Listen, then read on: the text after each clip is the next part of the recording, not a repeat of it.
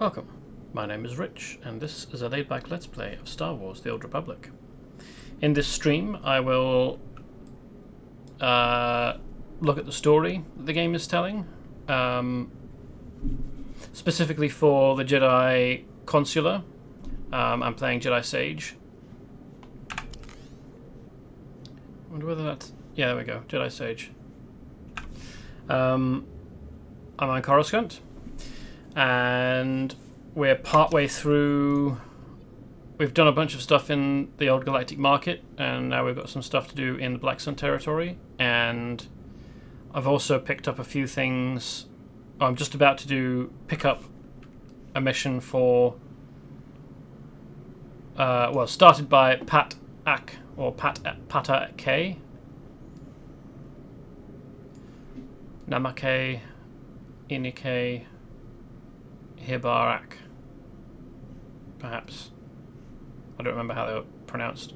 To help repair the infrastructure of... Hey, welcome, Tidbits. How's it going?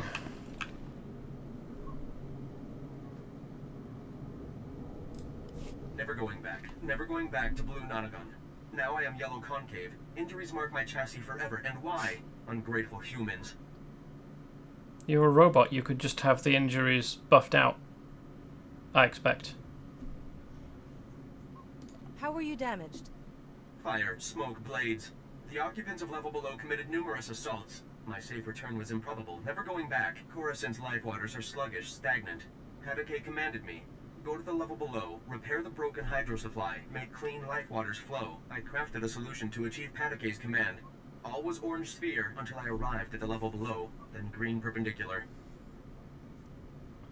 Oh no, green perpendicular. Good, just started watching some of your vids on YouTube. Thought I'd check out your streams. Cool. Well, I'm glad you're here. Which ones are you watching? Did you find the earlier Star Wars streams, or did you start with something else? How were you going to fix the hydro supply? I crafted a durable object of Gree ingenuity, perfectly aligned for the needed maintenance. Patake failed to impart the lethal conflict enemies waiting on the level below. Many weapons and offenders despising my arrival. I fled Black Sun with my crafted solution intact, but the repair progresses unresolved. Coruscant's life waters remain sluggish, stagnant, without repairs. The hydro supply must have my crafted solution.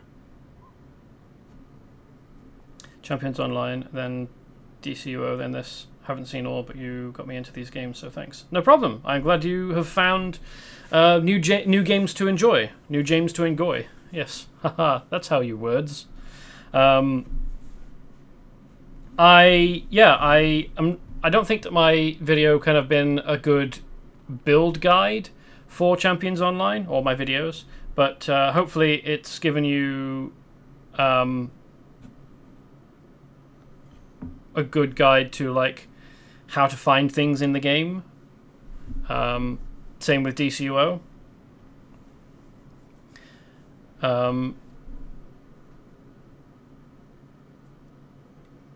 Yeah. Could you pay to make it happen? Count me out. I could help you. Can I take your crafted solution to the hydro supply? You offer yourself as a black bisector. That is a gratifying, unpredicted announcement. I pledge to provide items of Gree ingenuity in return. Take and apply my crafted solution to the hydro supply, but do not apply before deactivating nearby flow valves, or pressure explosion death will result. Be alerted. Black Sun green perpendicular will provide onslaught. May you experience blue tangent and return intact. Yes, I hope that I experience blue tangent also. Returning intact is good.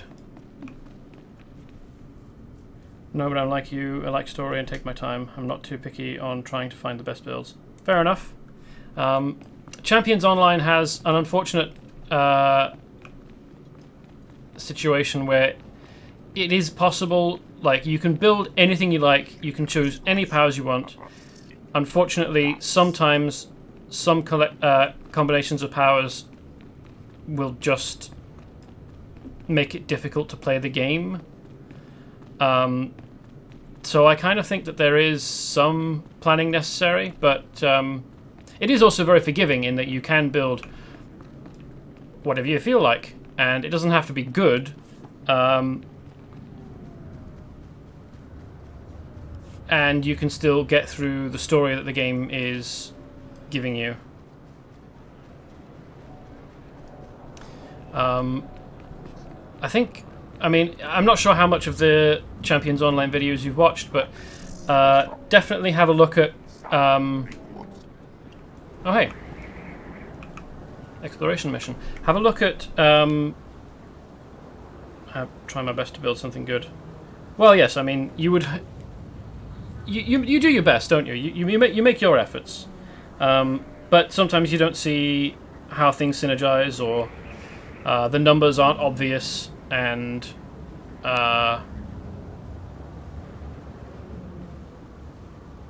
other people spend more time doing the math than you do. So, you know, if you feel like you're struggling, definitely go along to the Discord for Champions Online and ask for build advice. They're quite happy to min-max your character or to help you do the best you can within a theme. So, like, if you're going for a Deadpool-style teleporter who uses swords and guns, I'm sure that there's a build or two for that idea. Unfortunately, with the way that Champions Online works, I don't actually think that a Deadpool build would be very good, because the game rewards you for focusing in on one type of thing, so either swords or guns. I mean, you can certainly build and choose powers from anything, but you'll do more damage, or you'll tank better or heal better if you are a bit more focused.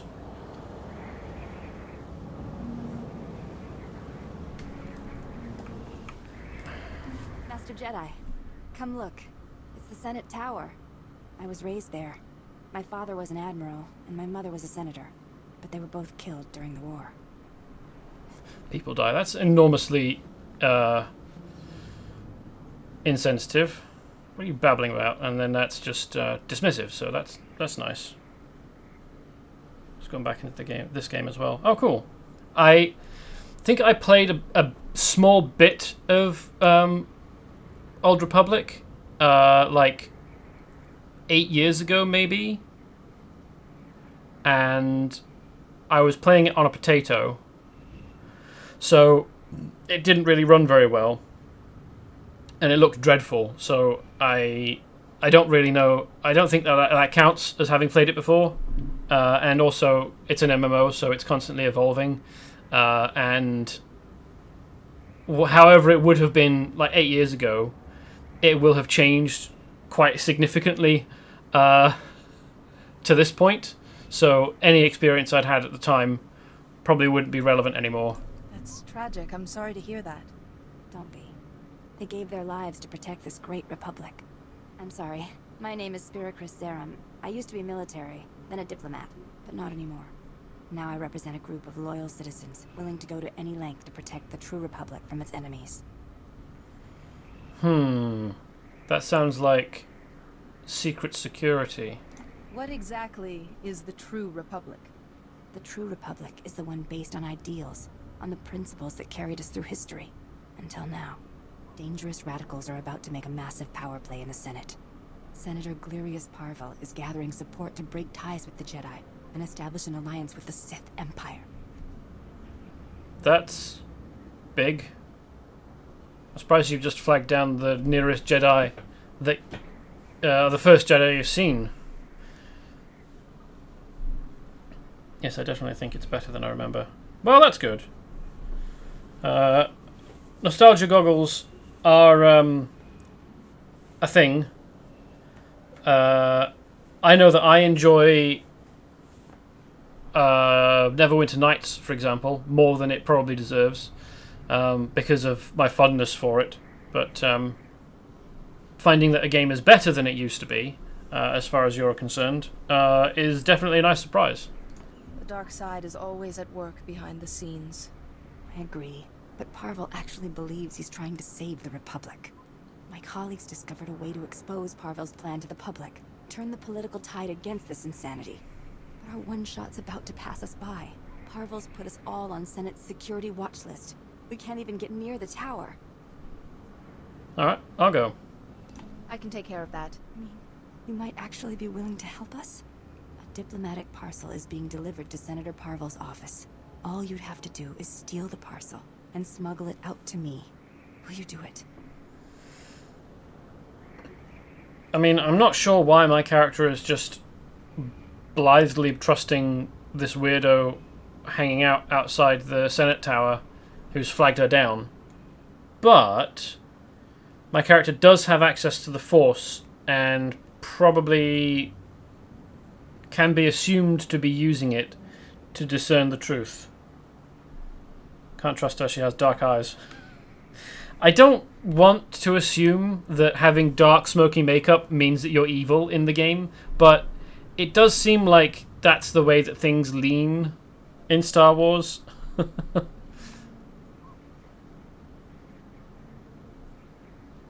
Jedi usually don't get involved in politics. Jedi won't be involved in much of anything if Senator Parvel gets his way.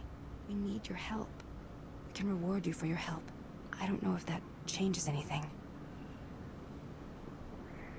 Oh, in that case. I mean, hopefully going in and talking to the senator will reveal another side to the story. And then we'll get to choose, whether we actually do steal this package or I not. suppose there's little choice in the matter. This means so much to us. And to the true Republic. A courier droid is delivering the documents to Senator Parvel. Use this scrambler box, and it'll hand the parcel to you. Just intercept it before it reaches his office. I'll be waiting here. I mean, if this is subversion, and she's the one working for the Sith, then we'll probably get a quest to right the wrong that we've just done.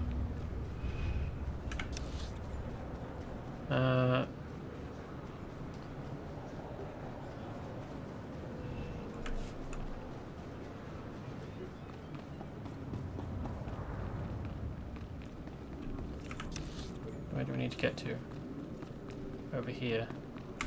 Oops.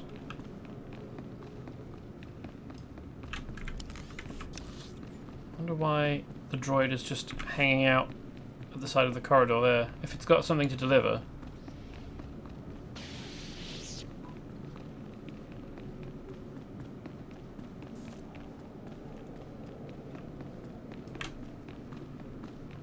Welcome. Jarek M11, I think. Is that how you would pronounce it? Jarek M? 11th of his name? Or their name?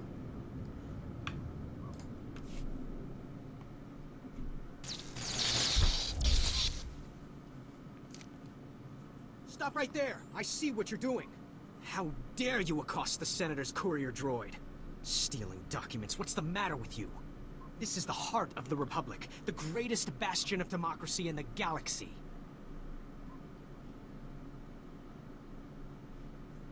I'm doing the right thing.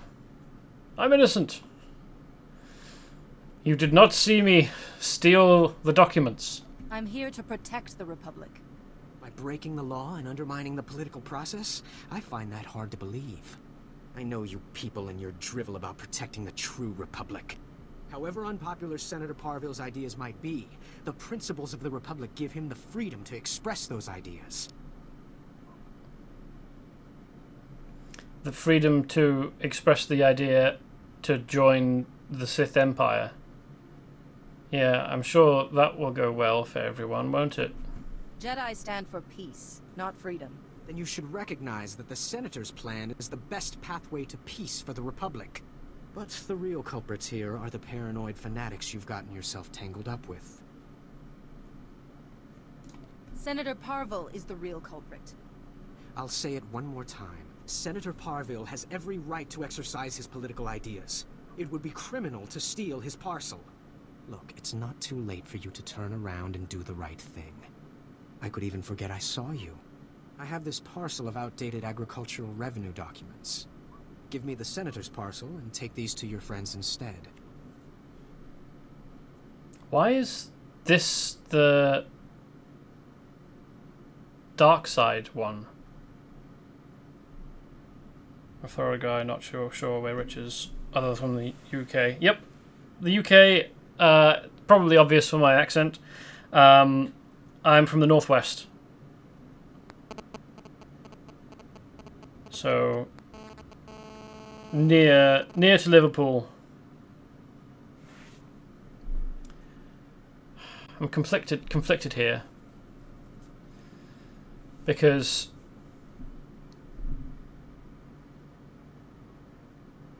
my personal ideology is that yes, people should have the freedom to do what they want. But if you're an elected official and you have been given responsibility and authority, you shouldn't use that to make choices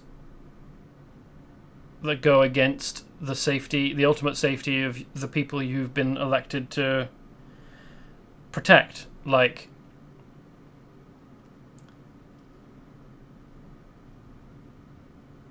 yeah, there's the value of having the political freedom to do what you want, but then again, this is the Sith Empire we're talking about, and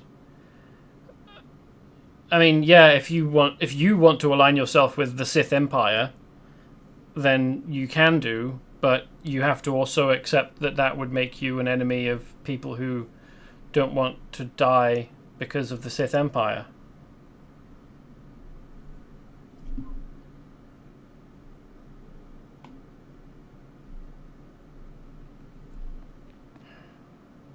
Why is giving fake documents to the people who want to stop a senator like this the good option? The good option, according to the game's decision on what the Force is like.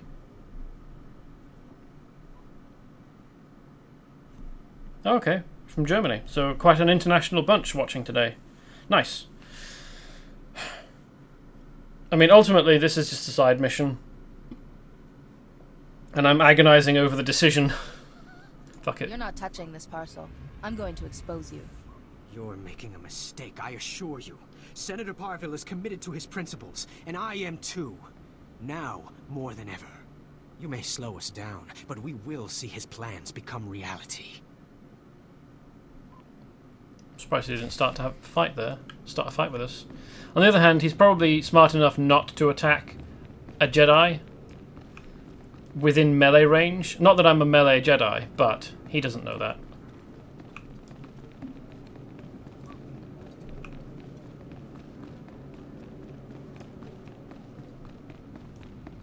Maybe that was the game trying to tell us that we've been given the wrong information about what the senator actually wanted to do. I don't know. I mean, we can only go with what the game gives us. And he was certainly quite threatening there. Rather than trying to... well, he was trying to be threatening.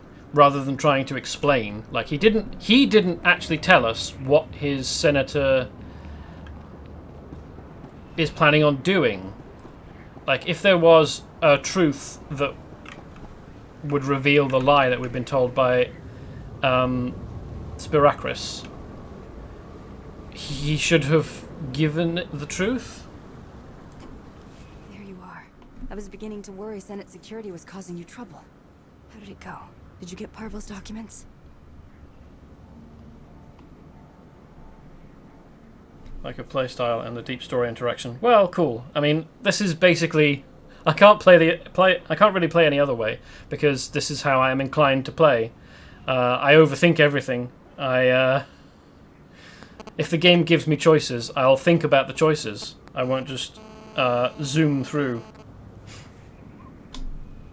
There was a complication. A Senate page found me. It doesn't matter, so long as you have the evidence we need. Here, you take your price, and I'll take the parcel. Rest easy knowing Senator Parville's motion will never pass. I'm pleased I could help. You're a hero to the True Republic. We won't forget what you've done. Cool. I earned 27 dark side points. It's nice that there are other people out there who enjoy my approach to playing games. And I'm really glad that this game allows me... Oh, hey, there was another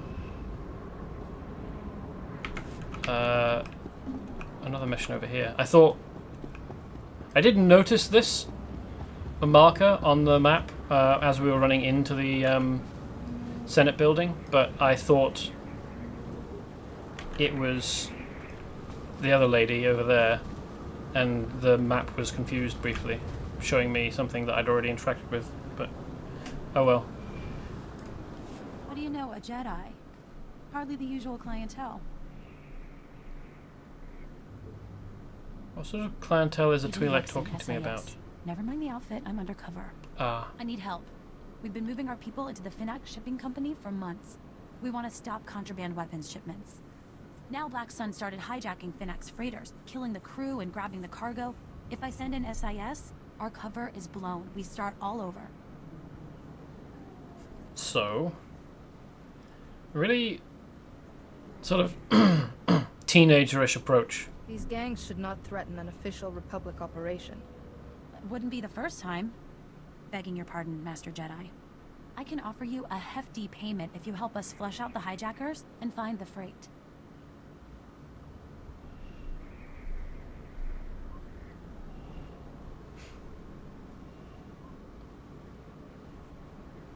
I think we can make a few hijackers regret their choice of career. Once they're taken care of, we need to know where they take the freight. Try checking around the docks. Black Sun's got to have a loader programs to offload the cargo somewhere secure. I think I was saying something before I noticed her about I'm enjoying the game and the amount of choice that you get. You get way more choice in these conversations that you did in either of the two other MMOs that I've played before, as you both presumably know. But yeah, in Champions Online and DCUO, you basically just get told to go to a place and do a thing. You don't really ever interact with anyone, and you certainly don't get to choose how you respond. It could be argued in Champions Online that your choices, you get some player choice and agency in the way that you build your character,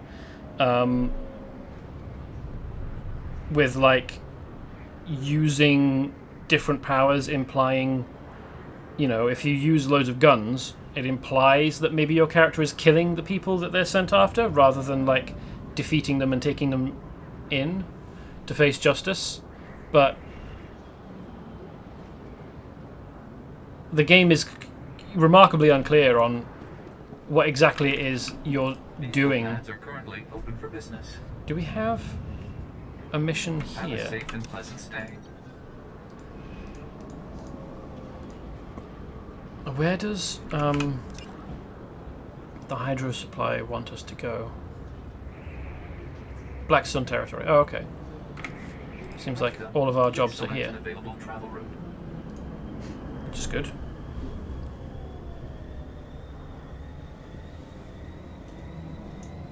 Yeah, I feel like I'm doing this slightly,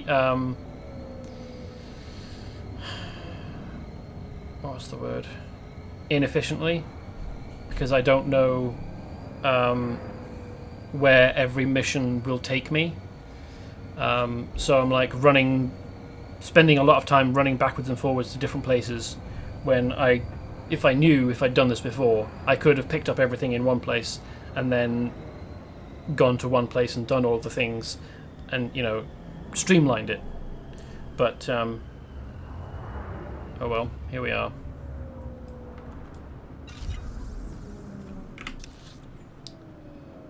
So that looks like it's a repeatable quest.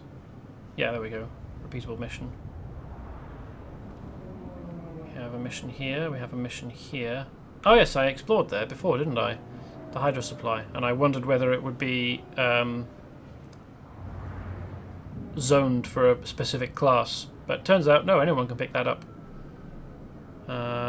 And the flow of goods. At least we're not being sent, you know, all the way down here. But we do have a long way to run, and oh, wrong way.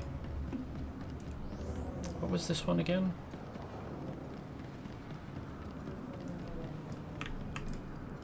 It's a pleasure, Master Jedi. I'm Officer Stanson for Public Security, trying to keep peace and order down here. We're fighting a war against the Black Sun. Wish I could say we were winning. Word has it they're running an illegal surgery clinic, giving criminals new faces. That's Helps right. them dodge arrest. Can I leave this conversation? I can, okay. Because this conversation takes me up here rather than down here. And I've already done it. So, I mean, I guess it's a place that you can get extra rewards from. But, I'm not playing to power level my character.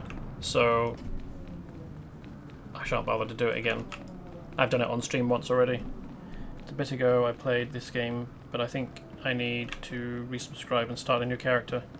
That's fine. I also like watching people experience the game for the first time. Well, fair enough. Oop, hello.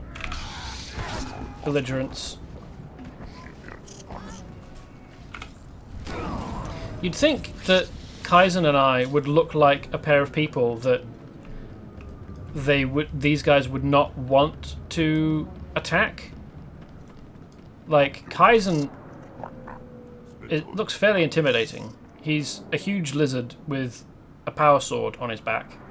And I'm a Jedi.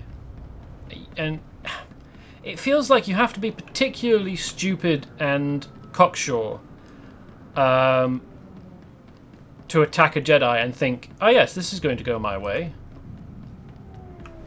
What was this quest again?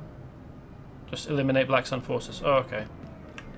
I'd been ignoring them, thinking we can make better time if we don't stop for fights. But fighting them is actually what I need to do.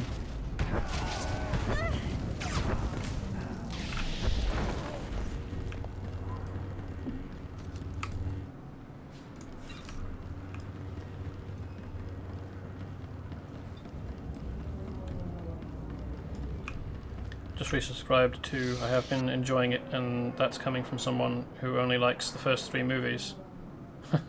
No worries.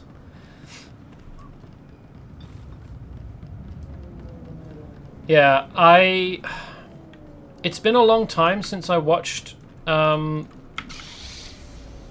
prequel trilogy, and I've only watched the sequel trilogy in cinema once each. I tried rewatching the prequel trilogy and just felt like the acting was really, really wooden. And it was kind of disappointing for that reason. The music is fantastic in the prequel trilogy, but I think I'd probably need to rewatch it with other people who actually enjoy it for realsies to like pick up on their enjoyment. I don't have any strong opinions about the sequel trilogy. I know that a lot of people don't like the sequel trilogy, and I can't pass how much dislike for the sequel trilogy comes from misogyny and how much from legitimate concern when it's coming from other people. So I'm cautious about watching or reading reviews because I don't know how this person is approaching the media. And I don't want to read a review that's just like, women suck! We can't give powerful roles to women!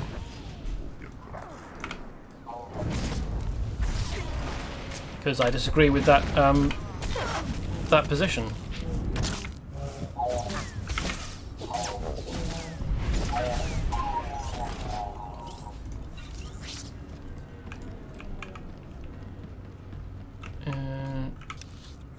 Was it here? Oh no, we'd actually need to go up the ramp. Fair enough.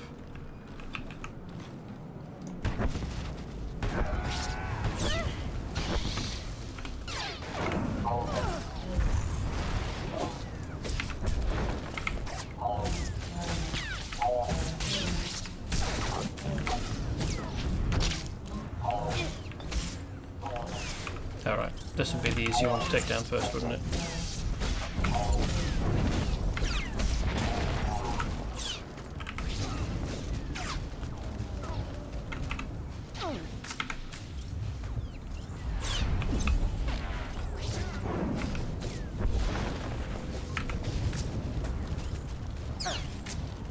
I very much more enjoyed The Mandalorian than I did the sequel trilogy, I have to say, because I am genuinely excited by episodes of The Mandalorian. Still haven't watched the sequel, the second season yet, but I've managed to pick up bits about what happened in it osmatically through memes and such. Watched all movies and enjoyed them, but only with German translation. Fair enough. Same, yeah, I am just indifferent to the new movies. I just prefer Star Wars as a space fantasy. Yeah, The Mandalorian... Mandalorian also... Okay, so yes.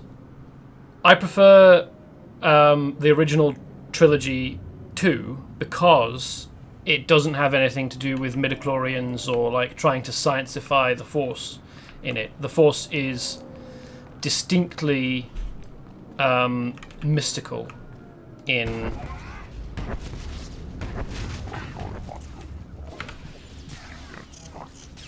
the original trilogy, which I like.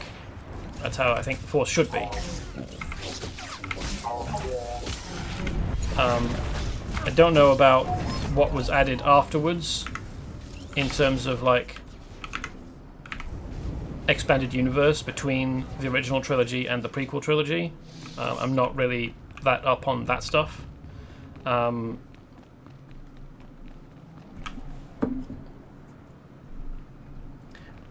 yeah, the Mandalorian is a great series, and it feels, I think I've read some, or watched rather, I've watched some videos on YouTube exploring the idea that maybe Favreau and the other creator behind The Mandalorian are using The Mandalorian to retcon bits of the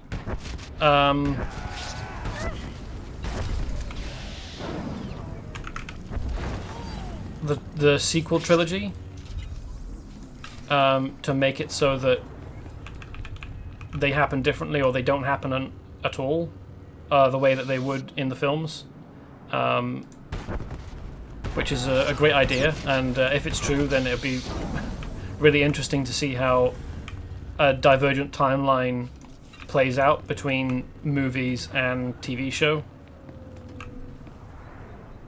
Not too familiar with the expanded universe. Yeah, nor am I. I mean, to be honest,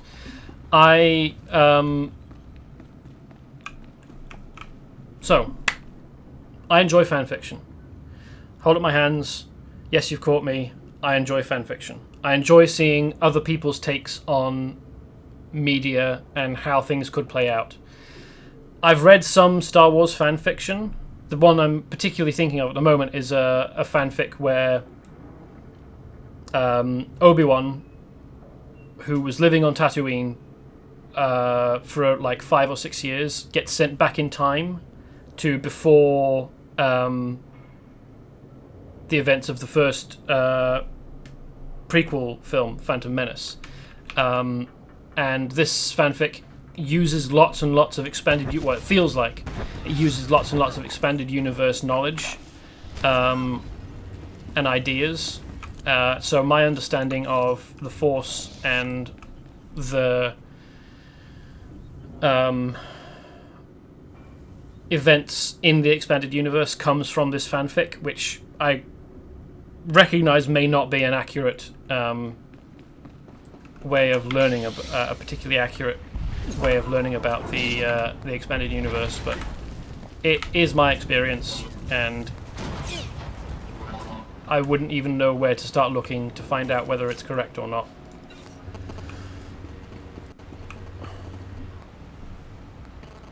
The new movies were sometimes a bit weird, but all in all enjoyable. But last week I started watching Star Wars Bad Batch on Disney Plus, and they were really good. Fair enough. Oh, they've started that fight. Okay.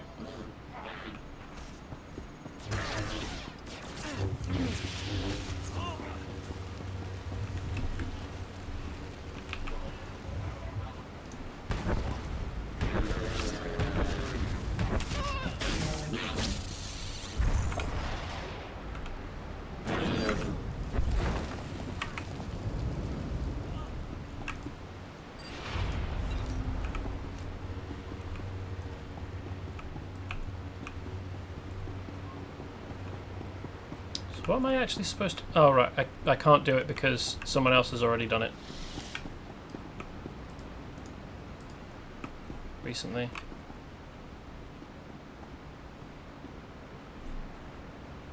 Okay, fair enough.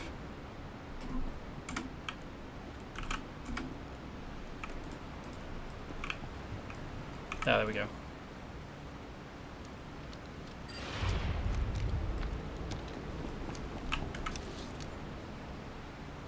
Ah, there's more. Okay.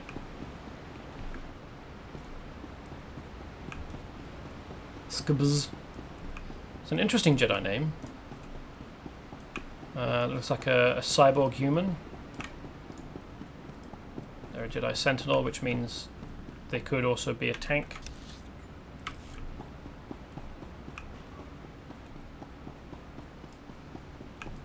That's one of the things that a Jedi Sentinel can be.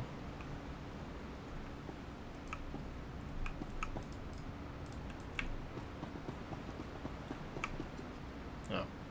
Oh no, hold on. Sentinel is 2 swords, isn't it? So that's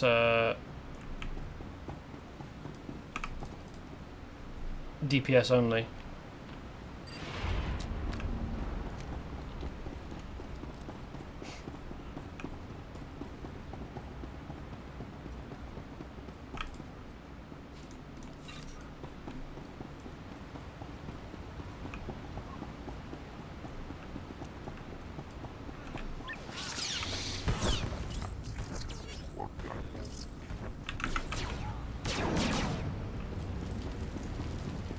There's a leaky pipe over here.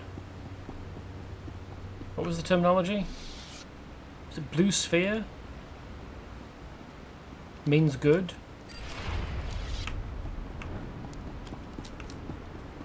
I can't be bothered learning this. Oh, we need to come over here. Okay. Terminology exclusively for these droids that we'll probably never see again after this sequence of missions.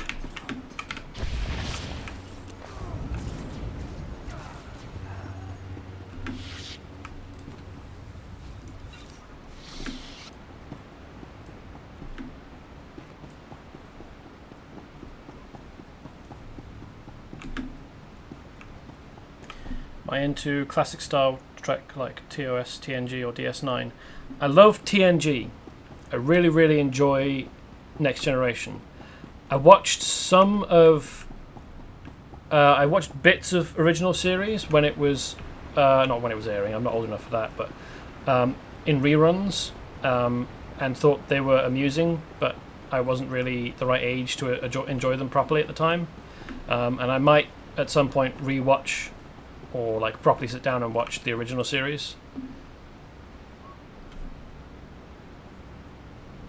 And wait for one player to join or start the conversation now. Okay, start conversation.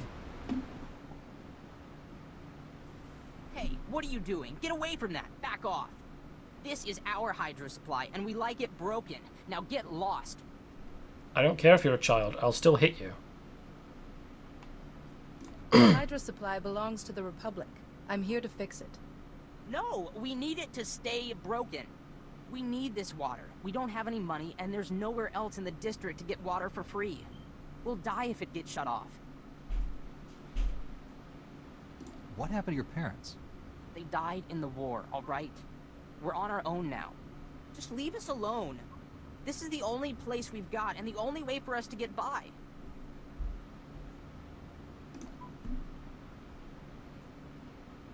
If I gave you some credits, would you be able to find a new place to go? Yeah, that'd be a start.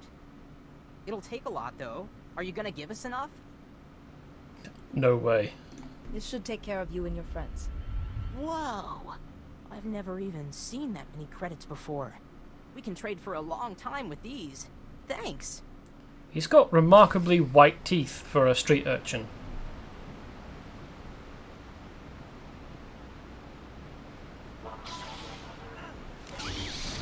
Oh, we're starting a fight.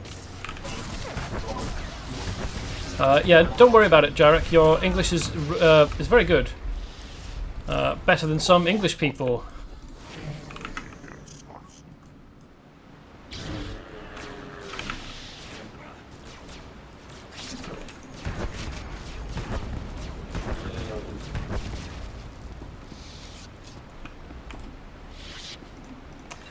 Right, so Star Trek, and I also watched Deep Space Nine, or bits of Deep Space Nine as it was airing, and enjoyed it. And I tried to rewatch from the beginning and couldn't really get into it. I might give it another go at some point, but maybe it wasn't quite what I needed at that specific time, and I might enjoy it more now. I didn't really enjoy Voyager. I watched bits of that when it was airing as well, and it wasn't really my thing.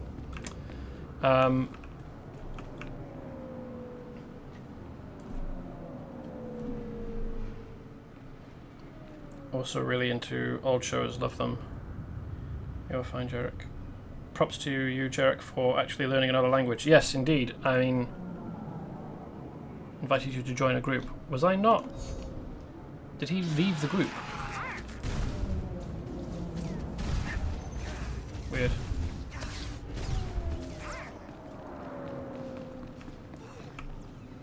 Oh right, he's asking me if I have more quests.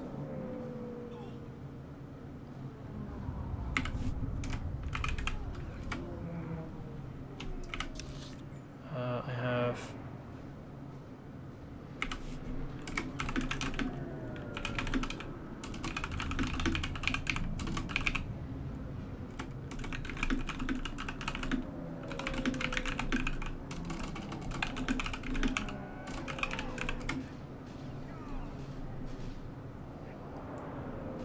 all three of those series, I'm just 27. That's not that much younger than I am.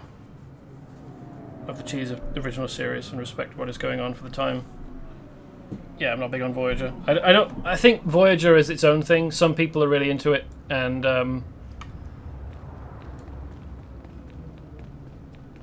it's a kind of a niche thing.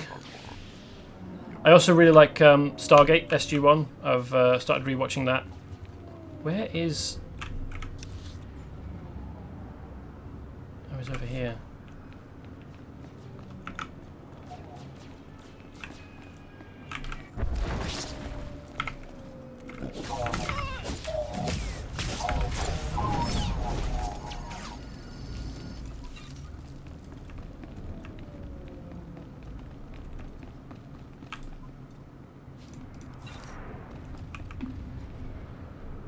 In Germany, English is a default subject, and you need to add a second language like French or Latin when you want to go to a higher class like college. The guy would be screwed if I had to do that. I am interested in languages, but not like in an academic sense. I'm just interested in how languages evolved and so on, and where influences come from.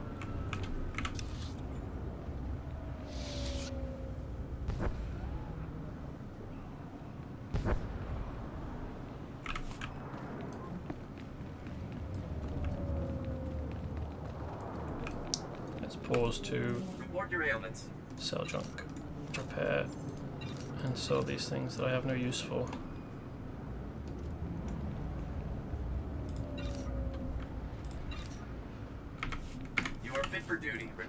host. Stand by for examination and suggested products. Why is my character flirting? Did someone flirt with her?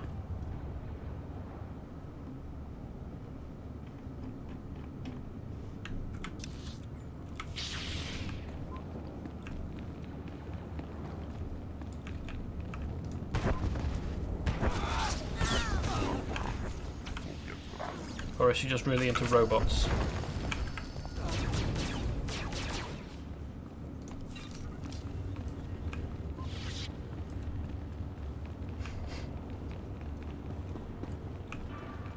Other sci-fi shows, I couldn't really get into Battlestar Galactica. I watched reruns of the original Battlestar Galactica.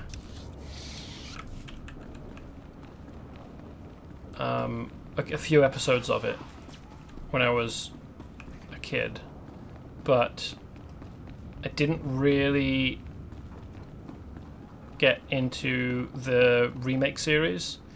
I think I also saw bits of Babylon 5, maybe when it was airing, or maybe reruns. I'm not sure.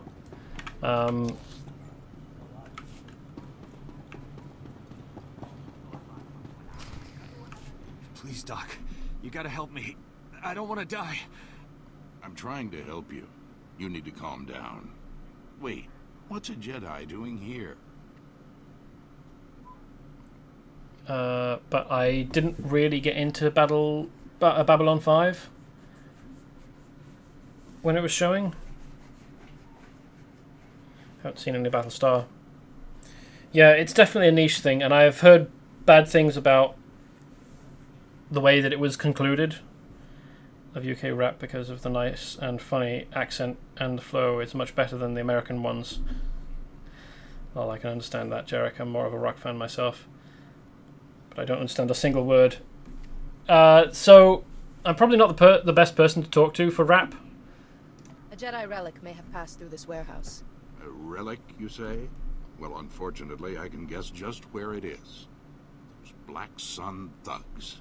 They call me in to clean up a botched operation, and I find this. They're smuggling contraband off-world. Old Jedi junk, data disks, inside people's bodies. Wow. That's absolutely terrible. A Justicar. Those vigilantes from the lower city. One of them paid big to get this stuff off-world. Quiet-like.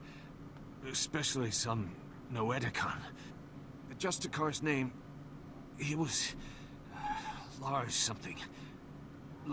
Lars Bad Egg. He's a bad egg, not a good egg. I know that name. You said Lars Badig wanted the Noeticon off-world. Has it left Coruscant? Not yet. The smugglers... I can't get the paperwork to go off-world. They're still here. Still hurting. Those smugglers are dying, Jedi. I need that contraband out of them, but I have my hands full here.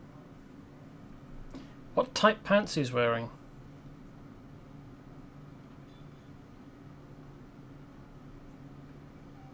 Perhaps one of those smugglers is carrying the relic I need. The object I found in this man had a magnetic ID tag, which means that the Black Sun must have scanners to identify their smugglers. You should find one in the other room and grab some medical supplies. Maybe we can keep these men alive. Yeah, definitely. Ass shot. The game didn't need to give their male characters asses like this, but they went the extra mile. Oh. The Sentinel has left the group. Oh well, never mind. How many medical supplies do I need to find?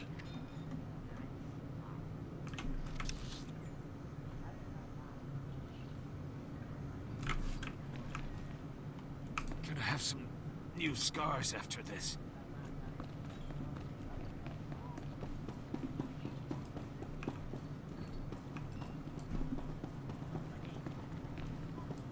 I just think it depends on the type of rap and hip hop. So yeah, rap and hip hop. I enjoy some, but not all. I played Tony Hawk's Underground on ages ago on Xbox. So, and that game has a soundtrack of a mixture of rap and hip hop, and also some metal and ska and punk. And I've really enjoyed the rap on Tony Hawk's Underground, and I've looked into some of the artists individually to see if any more of their work is stuff that I'd enjoy. The rap on Tony Hawk's Underground it's more my kind of thing. It's not like talking about bitches and money and doing crime. Well, there are like one or two songs about doing crime, but it's mostly about like dissing other people. Like there's like 5 or 6 songs on the Tony Hawk's Underground soundtrack where the rapper is basically saying, don't try and rap if you can't free flow. Like if you stutter and can't do it live, don't rap, or at least don't do it live. And it's quite fun listening to them burn people, or like they never call out names, so you just have to kind of you'd probably need to read between the lines to figure out where the hell am I going? Over here. Okay. To figure out who they were dissing at the time, but I think it's just fun listening to them. So what the hell am I supposed to be doing? Scan the smugglers. Alright, you just stand there and I'll scan you with this. Don't worry about it or anything. Found nothing. Okay. He's not smuggling anything inside of him. He seems like he probably might be. Please, I surrender. Don't hurt me. Please don't hurt me. Let me help. Undo the surgery. Just pull him open. I need to get this item out of you before it kills you. Hey, how did you know? I'm a Jedi. Just saying I'm a Jedi covers a lot of... Seems like it would cover a lot of eventualities in the Star Wars universe. Wow, just on the floor, surgery on the floor. Wow, that's a big thing he had in his torso, I assume. That feels better. The thing was hurting worse than an infected fawn bite.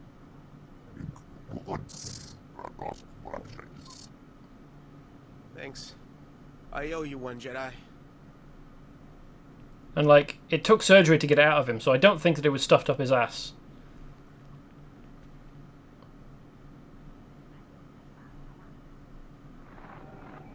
But that's a... The wise woman always seeks knowledge, for she knows that she knows nothing. Welcome, Jedi. It is wonderful to see a face so young pursuing knowledge of the light.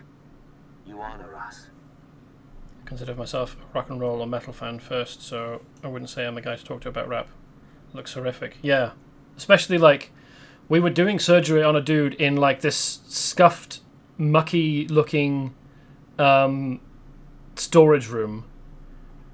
I mean, hopefully we were able to use the Force, or at least medical supplies, to like close him up and avoid infection. But like, even just taking an object that looked to be these sorts of dimensions, like cubed, out of him, can only have been a benefit to the poor bugger.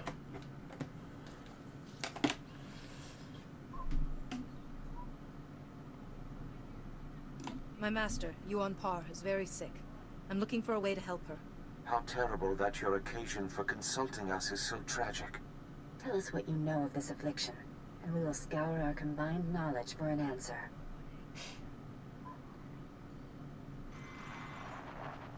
This is most unusual. And very troubling. We've searched our considerable knowledge and compared data from the Noeticon of science. This illness you've described, it's more like a kind of mind control. My son is dying. Can you help him? No, but I'm a Jedi. That's a great response. I don't think that it would help very much. I mean, that's the kind of situation where if you were a Jedi, you would be expected to help or do what you could to help. It's more like, I'm stuck outside of my apartment. Sorry, I'm a Jedi.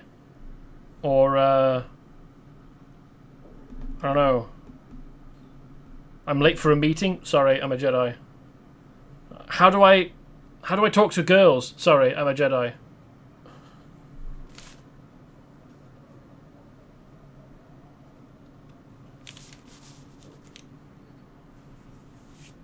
Although, how do I talk to girls? Sorry, I can't help you. I'm a Jedi. Seems like it should be the kind of standard. So maybe that's not such a great joke example, but How could anyone control the mind of such a powerful Jedi? Well, you could ask... No, Nomi, you can't be serious. What is the matter, Master Wally? I think Nomi Daboda knows best of all of us. I don't dispute her wisdom, but the Noeticon of Secrets is the gateway to dark things. If the mind is not properly prepared to face them... I'll be fine. I will use caution, Master Wall. I suppose we don't really have any other options, do we? Fear and worry are unbecoming a Jedi. The Noeticon of Secrets is not dark, though some of its secrets are. Go. Bring what we have discovered to the Noeticon of Secrets. Its masters will guide you. Hopefully I'm collecting these Noeticons. Well, I mean, I must be, but hopefully I'm, like, giving them to the Jedi Order and not just keeping them in my bag. The Noeticons seem like they should be... Oh, finally I'm getting to use my holocommunicator after all this time. You start using this thing as a Jedi Knight almost immediately, but it's only at this point when I, as a Jedi Consular, start to use it.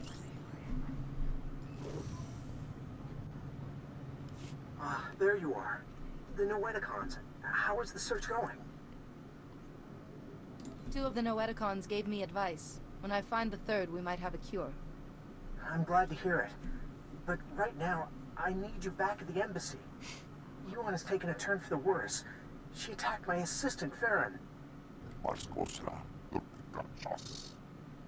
I've managed to keep her restrained, but I'm worried what will happen if she doesn't calm down. Can't imagine Yuan raising a hand to anybody. I know, but she just lashed out at Farron.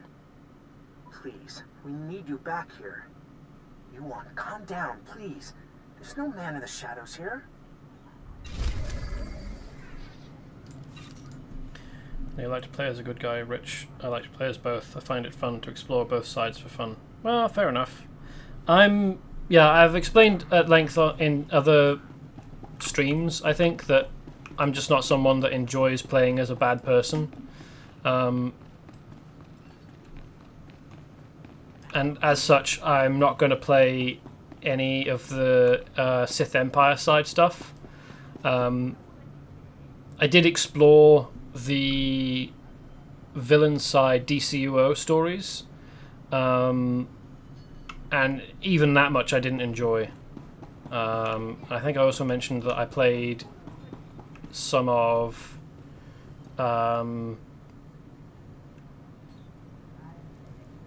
well, in World of Warcraft, when you're starting out as a Death Knight, killing people whilst you're under the control of the Lich King, I really didn't enjoy that, even though the Scarlet Covenant? Crimson Covenant? That you fight at the time in WoW as a Death Knight are painted as very, very, like,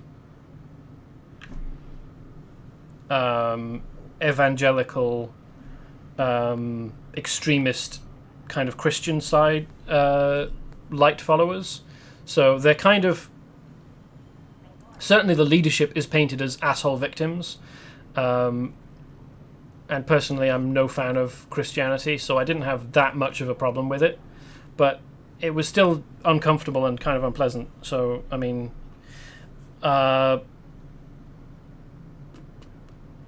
you guys have said that you're both considering or have resubscribed. If you want to play as an evil character or as a Sith, I highly encourage you to jump in and explore the story that I'm not willing or able to show. It seems like, despite being a Jedi, on the Republic side, you can still earn dark side points to the point of becoming like practically a Sith, which has interesting implications, and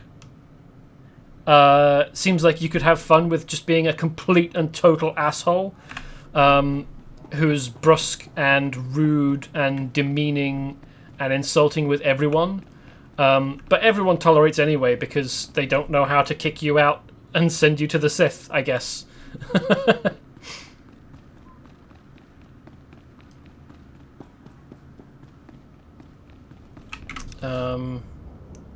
We've just got defeat 40 Black Sun dudes. Locate stolen freight. Ah, we should probably go and do that. Where are we? Here. Okay.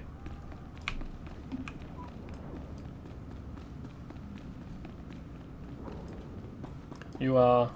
It's neat you can be a bad Jedi. Yeah. It also implies that you can be a good Sith. And the idea is intriguing to me. But I don't know if I could stand playing as a Sith whilst I was getting to making the good choices, you know? And how many evil choices the game would thrust at me where I'd have to make the best of a bad situation. And like how many times I would need to choose what seemed like, you know, make up my mind about which of the options it was giving me are the least bad. Which aren't... It's not a good feeling, you know?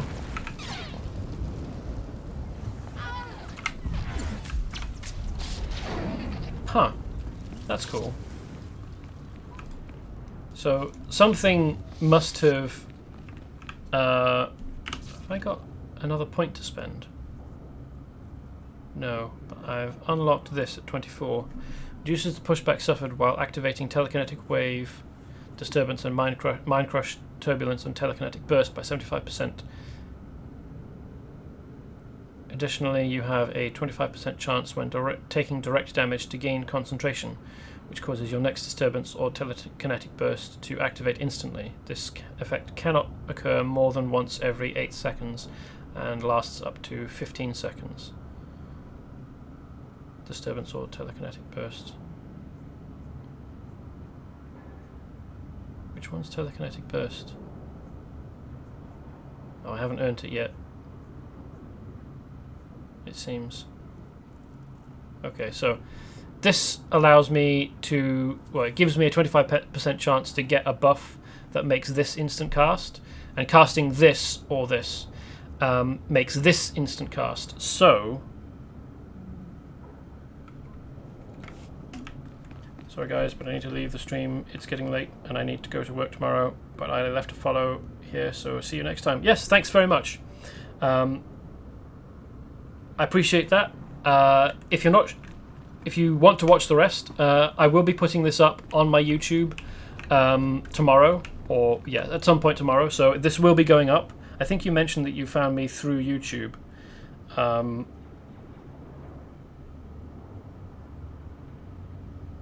Or maybe it was Tidbits. Well, either way, just to let you know, Jarek, I put my streams up on YouTube, Vanilla Jester Gaming, so you can find this and all the other stuff that I've streamed there, so you can catch up and see the bits that you weren't able to see today. But I appreciate you coming by, and I appreciate the follow. Right, this way. And I'm glad that you enjoy the stuff that I make. Oh, it was you. Yes, I thought so. One of you found me through YouTube, and my memory is terrible, so I didn't remember which.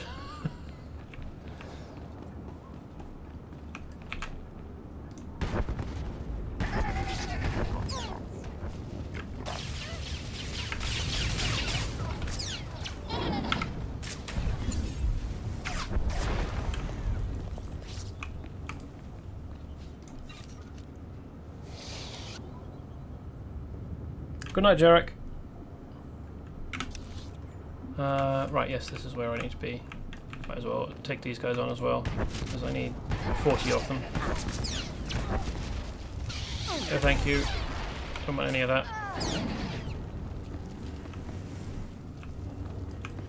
Yes, I shall charge the Jedi, sword out. I'm sure that this will go my way, and nothing bad will happen.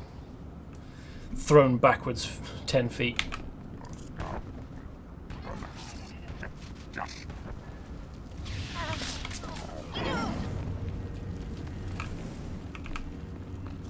This is definitely not a universe where you approach a Jedi sword drawn.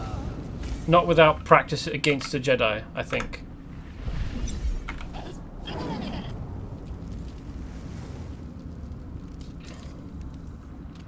You have to be really, really good.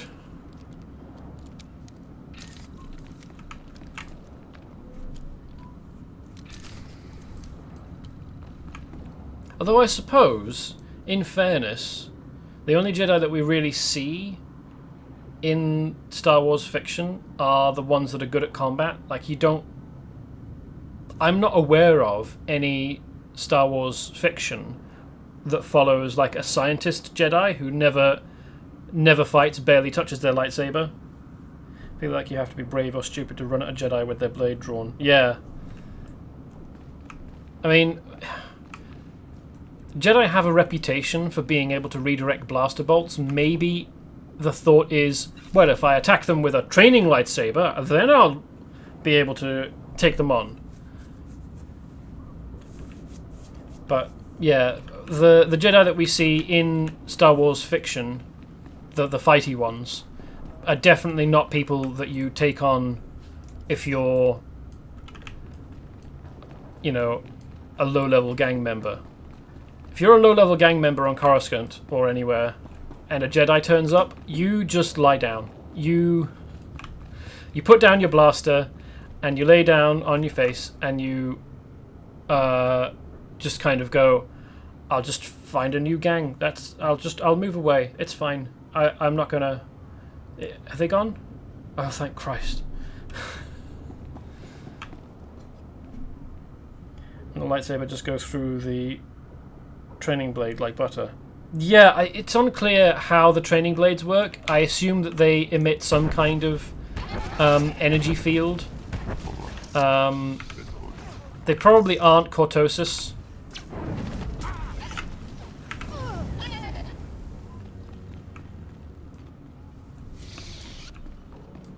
Which is a mineral in Star Wars that is like force deadened and disrupts lightsabers. I think it overloads them and causes them to short out. So you have to... They turn off and you have to turn them on again. But yeah, you would imagine... Although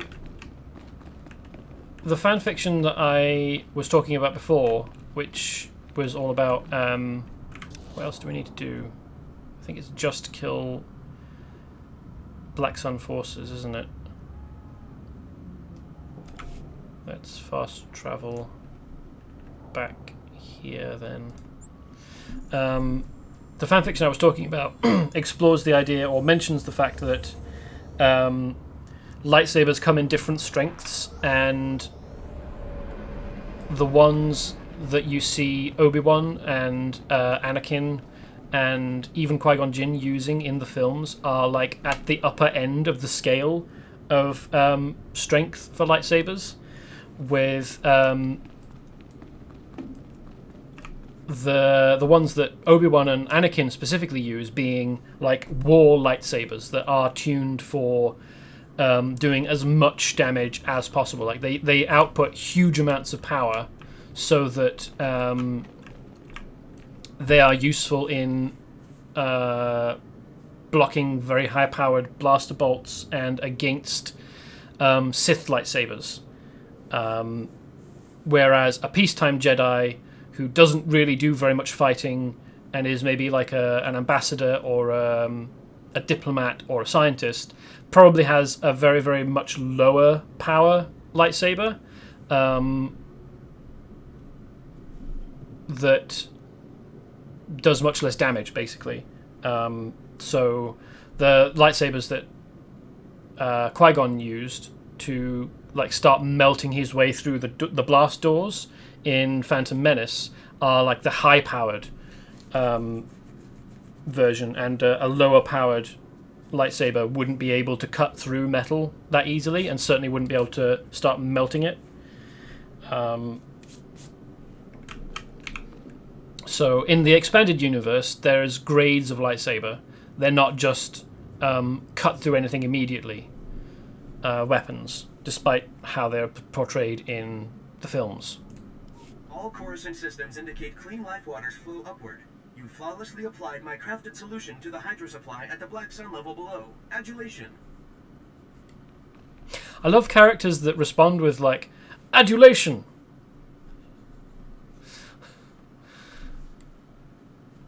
Because the response, the word, doesn't match up with the emotion that they're showing, particularly with droids who don't experience emotion or can't outwardly express it anyway. A group of children was collecting water from the broken hydro supply and trading it. A faulty hydro supply is not suited for immature life cycles. Sealing the break promotes their safety. Clean life waters flow and nurture upper levels. The Coruscant sufferer beings achieve benefits on the Enclave's Gree ingenuity. My black sphere evolves to a purple parallel because of you. When I impart this development, Patake will progress enthusiasm with the Senator. Parallel is good, right? You guys like things to be parallel, don't you? Your comprehension of Gree linguistics progresses favorably. You evolve accurate insights. I pledged you a piece of Gree ingenuity. This solution was crafted specifically for your being. My acknowledgement and appreciations. I continue upgrading Coruscant systems and ensure the clean life waters flow upward. Accept my unyielding gratefulness. How can gratefulness be unyielding? That's super weird. Unyielding means that it doesn't bend or break. Stone is unyielding.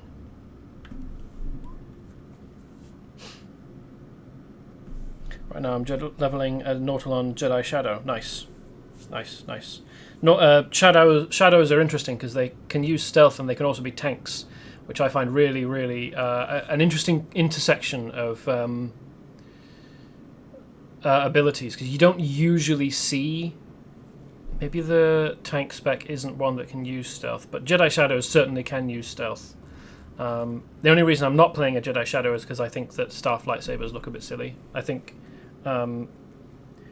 Staff sabers would be inordinately difficult to use safely, because when you swing to slash with a lightsaber, you're basically going to be bringing the other end into contact with your body unless you're very, very careful and limit yourself. I think that Staff sabers are, to use safely, unnecessarily limiting. So while they look cool, and I do appreciate the aesthetic of them, I can't get behind them. Doing a tank and it can stealth. Nice. Nice. Stealthy tanks are... I just love niche intersections like that. I really, really want a game to allow me to create a Tauren or, Minotaur rogue. I say Tauren specifically because that's World of Warcraft, but the only way I'd be able to get away with something like that is if I was playing a tabletop D&D game and the GM allowed me to play as a Minotaur who was a rogue. Is there anything I can do to help? Operator units always inherit foul labors. I administrate as well as Patake, but I am marooned to waste processing. What have I done to incur white acute? White acute is bad luck, I guess.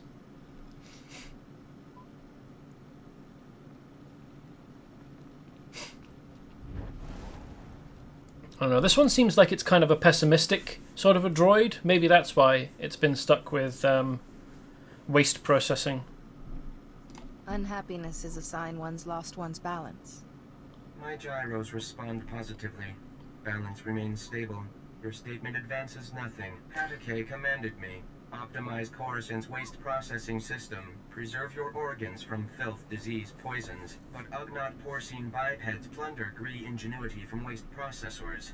With Gree optimization solution stolen, filth, disease, poisons spread uncontrolled. Plagues imminent. Or turtle. I think that's what it's called. It's a turtle race in D&D. Yeah. A turtle rogue would be fun. What else would be fun? A pixie barbarian. Whoa, hello. This person's head. Right in our camera shot. What would Ugnaughts gain from possessing your technology? Many species attempt access of Gree ingenuity. This is no white convex. Mystery puzzle labor. The Ugnaught porcine bipeds plundered Gree optimization solution, unaware of internal transmitters. I detect the plundered device's coordinates. Hatake authorizes compensation of Republic credits to the Black Bisector who repossesses the optimization solution. Turtle rogue. Just say what you mean, Ninja Turtle. Well, I think a Ninja Turtle in D&D would actually be a rogue monk hybrid. Because rogue doesn't accurately describe a martial artist. But yeah, the Ninja Turtles definitely have an element of stealth and like crit striking to them. So you probably need about a mix. I can find your device. Suppose I can do that much. That is the expected response, Black Bisector. Why exhaust respiratory functions on it?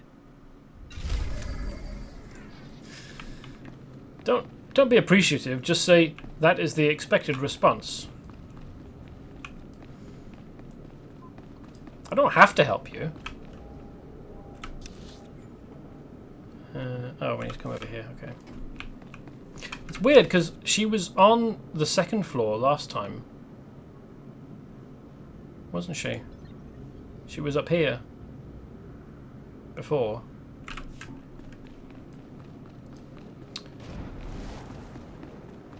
What else would be funny? If you could play as like a merfolk mage who specializes in fire, or maybe a bullywug, or an aquatic species like a Sahuagin, or the problem with bullywugs and Sahuagin is that they're usually evil, so you could be playing in an evil party, or you could be an evil token evil member, or you could try some mental gymnastics to have your aquatic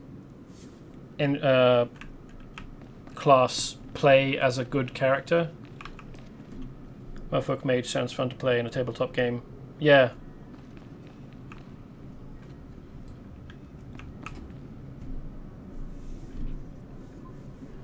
Or like one of the good aligned ones. What's the... There's like a kind of an angel type. Is it Aesmere? Is it just called an Aesmere race? Who's a warlock. Who sold their soul to a demon or a devil or something. Just a contradiction in terms. Please, Yuan, calm down. Nobody here wants to hurt you. Ah, yes, Atros, but the darkness is coming. Maybe I want to hurt you. Yes, I think I'd like to break all your bones. I'd enjoy hearing them go pop, pop, pop. What are you doing? It's nothing. I'm just playing with little Atros here. What's a few broken bones between friends? Want to play?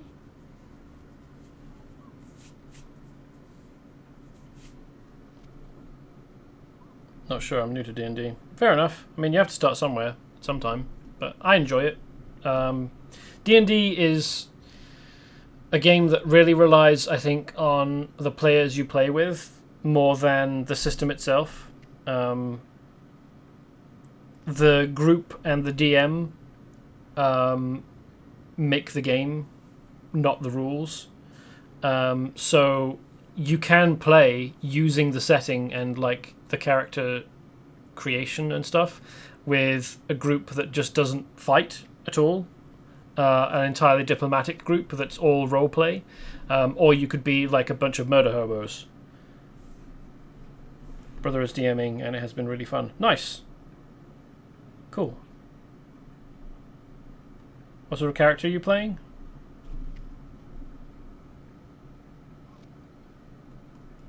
Or is it the turtle?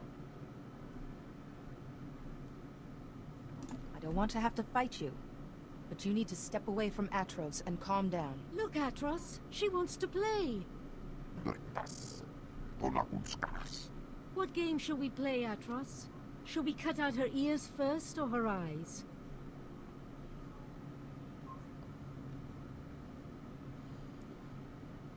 Half-elf Vivimancer. Interesting. I think that's how it's spelled. Vivimancer is not one that I'm familiar with. Sounds like... Well, I mean, vivisection is cutting something open whilst it's alive. I don't know what a Vivimancer would be. Is that like a life-mancer?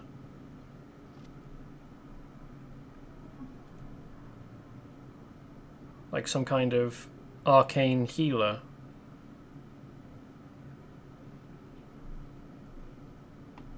Like a biological type wizard. Ah, okay, interesting.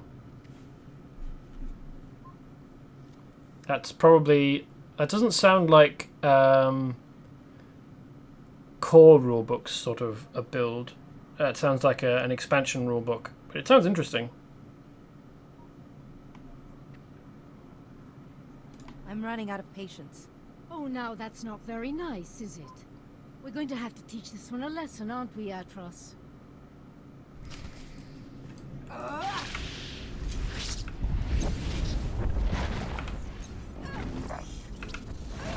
wonder if there's a way out of this that doesn't involve beating up Pastor Yuan.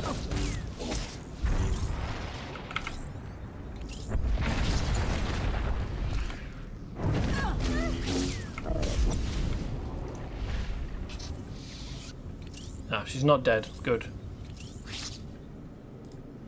That must have been awful. To fight your own master. I don't know what came over her. 1 minute she was placid, and then...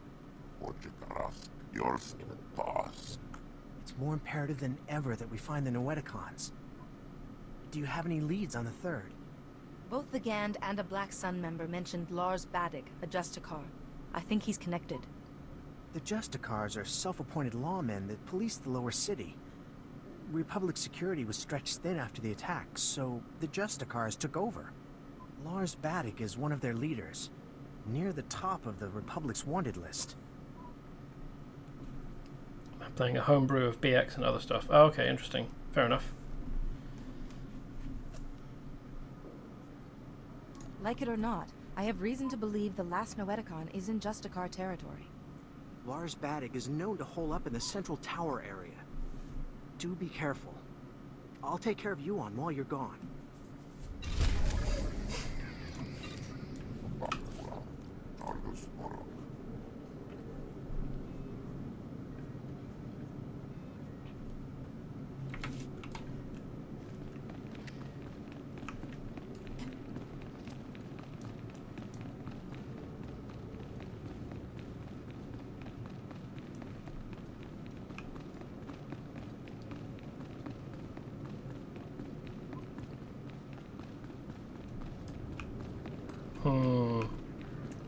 Freight Skipper Fracas bonus. Defeat Black Sun forces. I think I'll... Because going around defeating Black Sun forces up to 40 would probably be fairly dull viewing. I think I'll leave that for between streams and make sure to keep this and hand it in next stream. Because I don't think that sitting there watching me just run around killing Black Sun forces sounds like good viewing, to be honest. So I will leave that and go out to Justicar territory.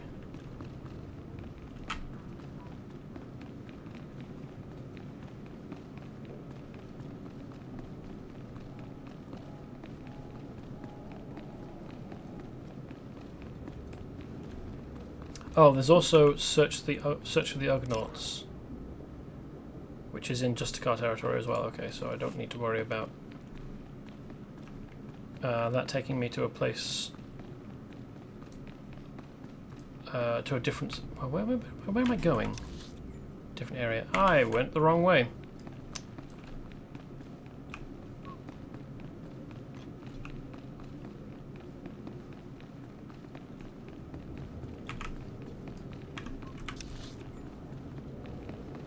Yep, this is the way out. Got this. In fairness, in my defense, this hall is fairly symmetrical.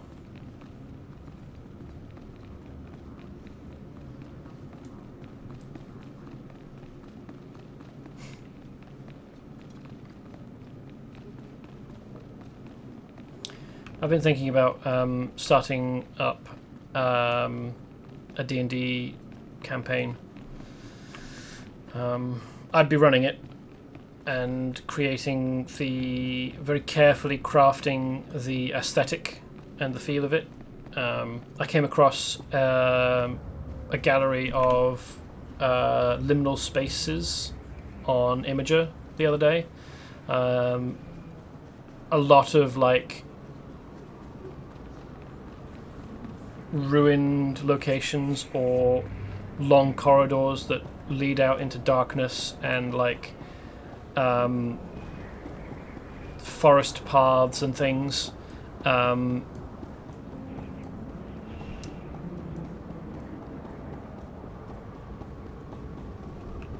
And I want to run a campaign that's basically like not a fantasy world, not like a high fantasy kind of a Forgotten Realms sort of a campaign, but one where all the characters started out as people on Earth, and then something weird happened. Not really an apocalypse, but everyone inside got kind of stuck there, and the world kind of warped, and so if you were inside a hotel, for example, the hotel seemed to become much, much larger, and the view outside through the windows becomes obscured, and like the characters would learn that they had fantastic abilities and have to like pick through this world and try and find out what happened. Vehicle paths are currently open for business. What, this is green. Oh right, it's telling me that there's a quest there. Okay.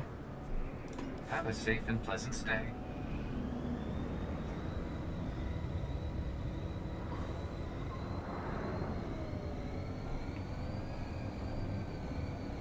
I'm glad it sounds cool.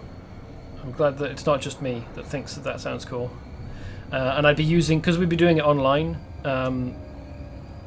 I'd be running it with people I know online, because I don't really know anyone here, and we wouldn't be able to get together in person anyway. That would be a bad idea.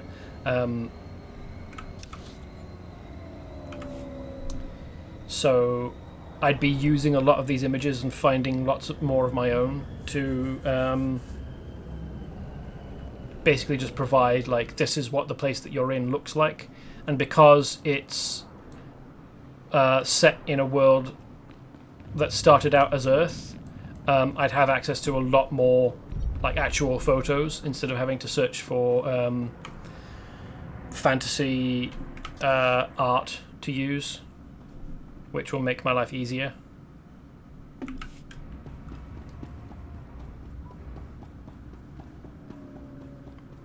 So liminal space is a transitionary space. Motorway rest stops are liminal spaces because nobody ever stops there. They're just passing through. Lifts, or elevators, I suppose, if you're American, are liminal spaces.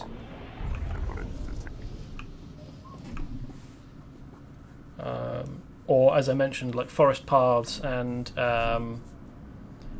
strange corridors.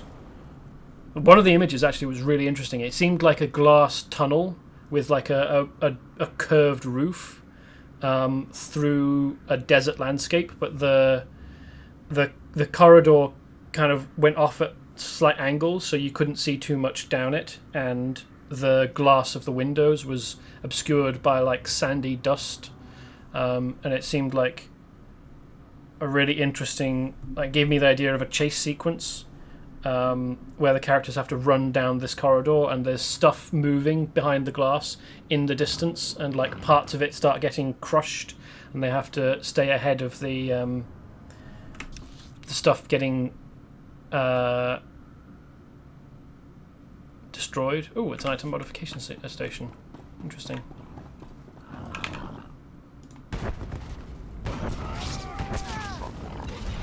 I'm surprised they have living creatures down here. What is that? Looks a bit like a Horanth. Trained Justicar hound. That's not a hound. That's a pig creature. It's got hooves.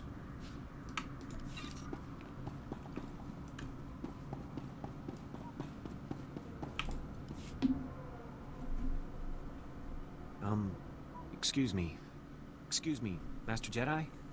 No, don't look at me. Just look casual. Act like you're not talking to anyone. My name's Jafke. I'm with Republic Security. Is the street clear? Any Justicar patrols? I don't see any Justicars in the street. Alright, good. It should be safe for us to talk. For now. I already tangled with the Justicars. Trust me, you don't want to underestimate these guys. Sounds like you would be a cool DM, cool to have as a DM in Call of Cthulhu. Well, maybe. My problem with Call of Cthulhu is that I don't really see why the Elder Gods should cause people to go insane. It's very tautological. It's like, if this happens because. Describe weird situations well. Oh, nice. I'd rather have my characters have some agency. In Call of Cthulhu and Cthulhu, like in the setting of Cthulhu, people don't really have very much ability to fight back without dying or going insane. And that's not really something I'm about. I prefer my characters and I prefer my players to be able to fight back. If this place is dangerous, why are you here? I'm supposed to disrupt the Justicar signal jammers so Republic Security can run some useful surveillance on these guys. Republic Security was actually excited about the Justicars at first. Bunch of ex-military guys forming a militia to take back the streets. Fair enough, I find that fun, but I get you. Yeah, I mean, I'm not saying Call of Cthulhu games are bad, it's just not my style. Clearly, there are people who enjoy it. I enjoy reading Cthulhu mythos and stuff, even if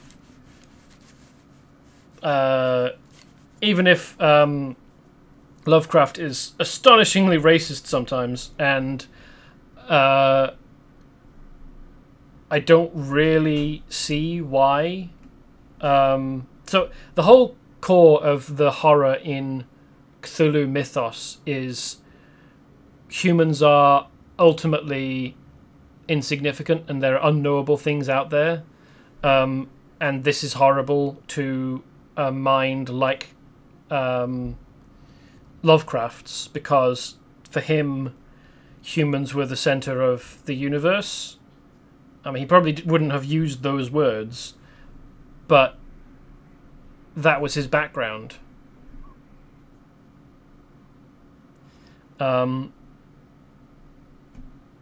Like the video by Overly Sarcastic Productions on Lovecraft is really, really good and talks about like all the problems with Lovecraft, and I highly recommend it.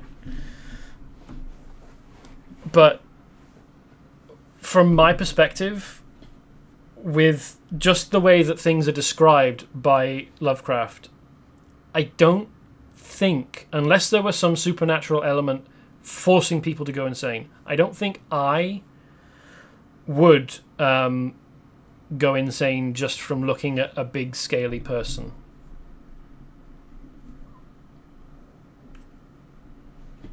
But I find him a fascinating study. Oh, I agree. Cool. Also, another thing that I'm a fan of, but I haven't read all of. I haven't read all of Lovecraft either, but Robert E. Howard, who wrote Conan, they were friends, Howard and Lovecraft, and in their letters, they exchange ideas and agree that Conan takes place in a universe that also has Great Old Ones. But the thing about Conan is he actually fights Great Old Ones and like weird Cthulhuoid monsters, and he wins because he just beats them into submission or cuts them with a sword. Like Conan, the barbarian, the archetypal barbarian, is better at dealing with Cthulhuoid monsters than turn of the 19th century, turn of the 19th to 20th century, so-called enlightened academics. Conan's like, does it have a physical body? Then I shall stab it with a sword. If it doesn't, I'll ignore it. And the academics who read books and think that they know everything about the universe just can't handle Cthulhuoid monsters. Republic Security was actually excited about the Justice Cars at first. A bunch of ex-military guys forming a militia to take back the streets. But that wasn't the case. The Justicars weren't the allies you'd hoped for. Republic Security hoped the Justicars would work alongside our officers, bring order to Coruscant's lower levels. But they pushed out Republic forces just like they did the criminals. They keep the peace down here, but they definitely aren't on the Republic side. Which would not on its own be that big of a deal, I think. If they're turning out to be kind of fascist and dictatory, then that would be a reason to get rid of them. Well, I mean, the fact that they pushed out Republic police forces is not a good start. If the Justicars aren't working with the Republic, then who are they working with? No clue. They pushed out Black Sun and the other criminal groups, but their goals are still a mystery. We've tried to run surveillance on their activities, but their signal jammers block every attempt. I thought disrupting the jammers would be easy, but the Justicar patrols are everywhere. Is there anything I can do to help? Yes, that'd be great. I built the devices to disrupt the Justicar's jammers. They just need to be installed. Can you do that for me? I'll take the devices and place them for you. Thank you so much. Here, take the devices. They need to be planted at several points around the district. That's the tricky part. Justicar patrols are everywhere. Once you've planted the devices, make your way back. Good luck, and thanks. Since there was someone fighting over here, and there were blaster shots ricocheting around, but the characters weren't loaded in, when you could see this from the camera angles over here, it looked like the blaster shots were coming from inside this, I assume it's a waste bin, or it could be a heater or something, but as though this were like some kind of tiny pillbox. And someone inside was just there with a tiny blaster shooting out. You know that, and didn't the Elder Sign start off looking different compared to what it is now? I don't know much about the Elder Sign. I do know about the yellow sign of the King in Yellow, and apparently how there's art of the yellow sign on the books and in the books, but that's not actually how it looks. That's just a representation for us. The yellow sign is indescribable, which makes it like a cognito hazard or a memetic hazard. Memetics would be, I think. What's the difference between a cognito hazard and a memetic hazard? Memetic, I think, means that it's self-propagating, or perhaps that it's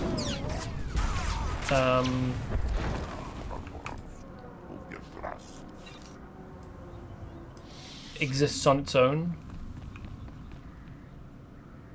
and a cognito hazard is just hazardous information. I feel like I need to look these up now.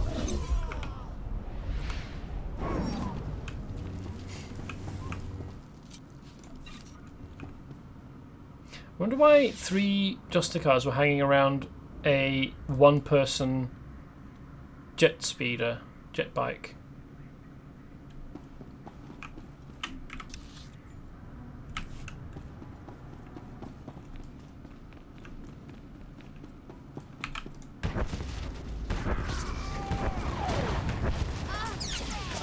Did one of them stop by to hang out with his friends?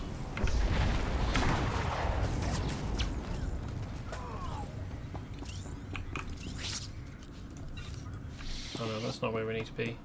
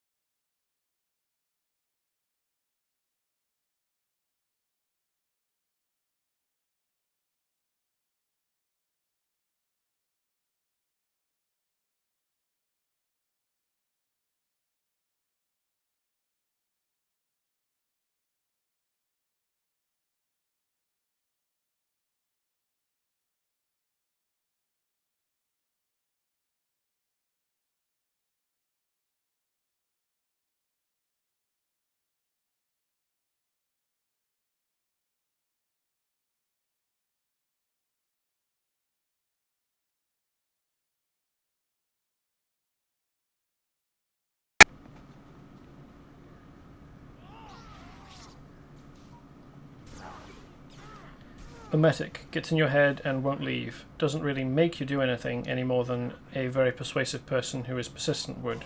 Cognito hazard. Actively messes with your thoughts. If you think something you wouldn't normally because of an SCP, or if you don't think things you normally would, that's a cognito hazard. Okay, so cognito hazard actively interferes with your thoughts, and a mimetic hazard just kind of lives in your head. An info hazard spreads around things people should not know. All this does is give you information. What you do with it is up to you. So an info hazard is just restricted knowledge that spreads itself.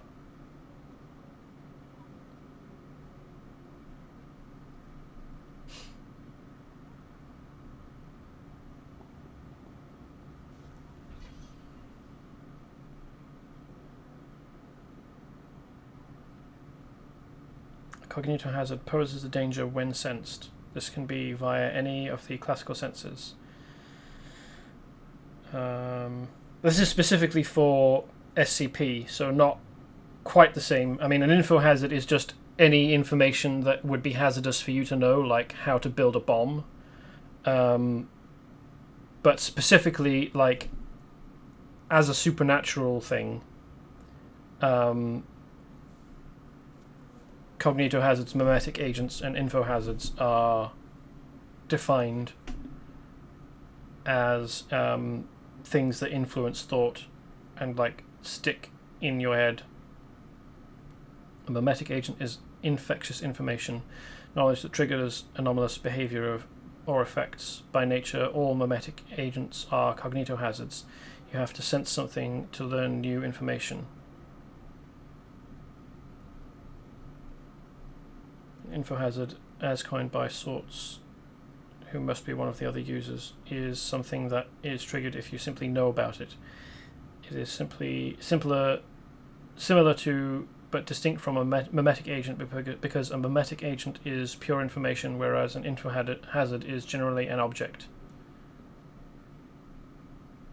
That's not that helpful, actually. That's specifically to do with SCPs and not to do with the concept in fiction in general. Oh well, never mind.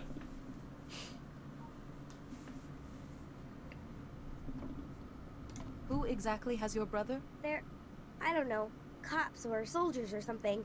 But they act like just another gang. Please help me. To get to Brayden, you'll need some special belt they all wear.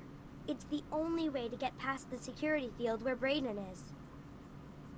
Please, please bring him back to me. There's something weird about her voice. It's almost like it's a lower pitch that's been modulated higher.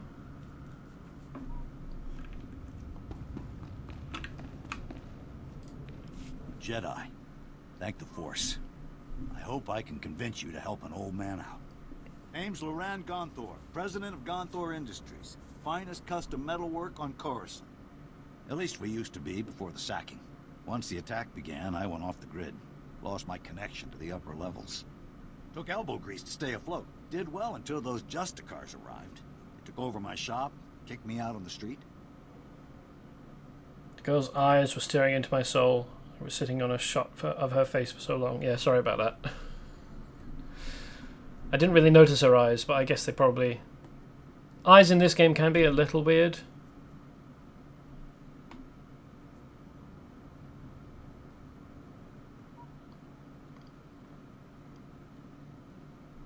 I'm sorry you had to endure their bullying. I'll survive.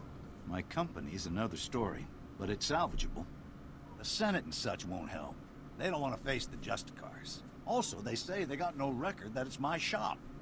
Of course, those records are long gone. Blown away during the sacking of Coruscant. Only proof I have now is the deed, and that's inside my old shop.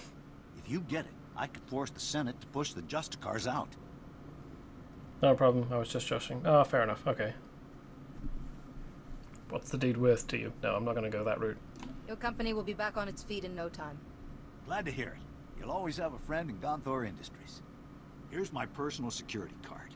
It's got an access code that will get you inside my vault. Once you're in, grab the deed and run. I'll probably cut my way out, but fair enough. Oh yes.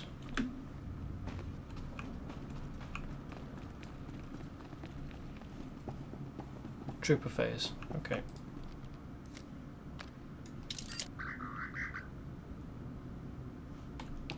Interacting with this would require archaeology, apparently. Interesting.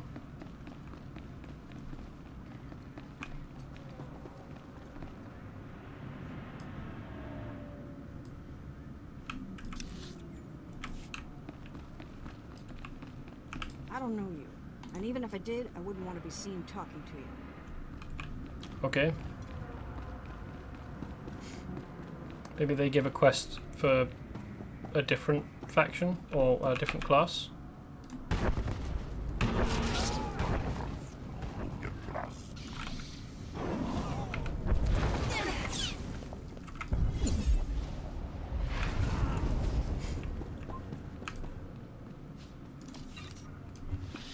Probably need to pick up a belt from one of these guys. Hopefully it will drop on its own.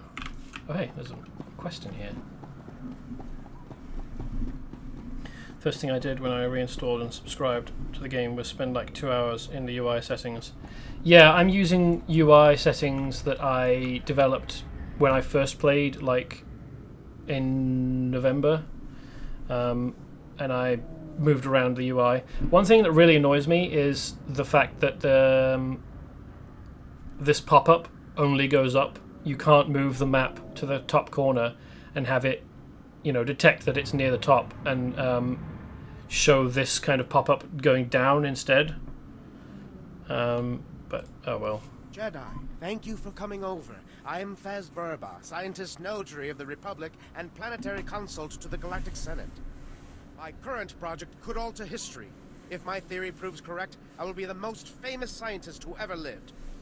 Consider this. We all know the Imperial bombardment of Coruscant wreaked havoc on the infrastructure. But what if it also damaged the planet's very core? That would be bad. Would there be a way to repair the damage? Perhaps, depending on the extent of it, but most likely the planet would have to be evacuated. It is crucial that I get seismic readings from the lower levels. specifically from the Works sector. In the spirit of scientific inquiry, and on behalf of the safety of the Republic, I need you to perform this critical mission. Prove my theory correct, and the Senate will grant me a substantial endowment for further research. I will give you a generous reward as compensation. What if you're wrong? Well, then the readings would be harmless. So. Your theory's incorrect. What happens then? I will still pay, of course, but your compensation will be significantly less. All that's required is that you take the Berba Seismic Activity Reader, my invention of course, and use it in the Works. The reader is both accurate and user-friendly. The challenge will be in the journey, not in the science. Fair enough. Sounds like a worthy goal.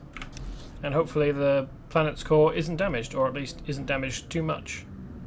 We may as well go down here now then. Since it's the lift is right here. You heard the man, the planet is fucked, everybody scram.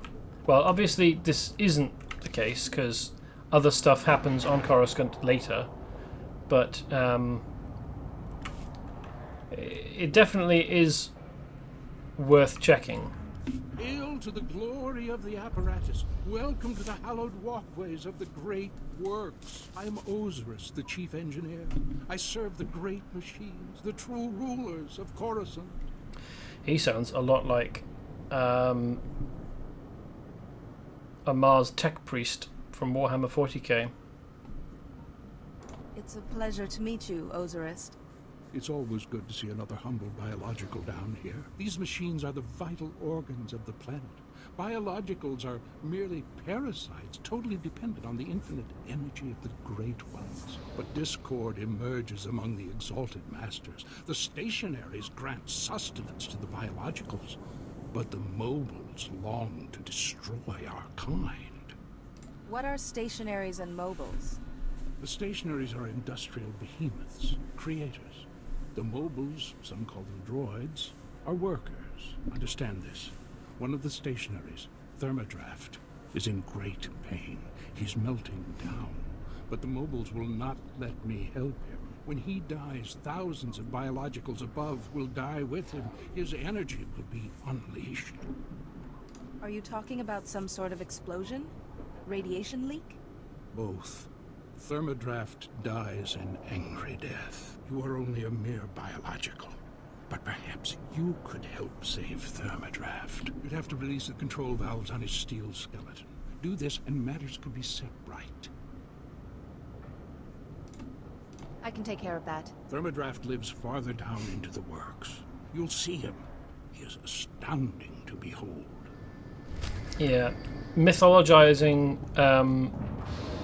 machines is a very, very Warhammer 40k tech priest thing to do.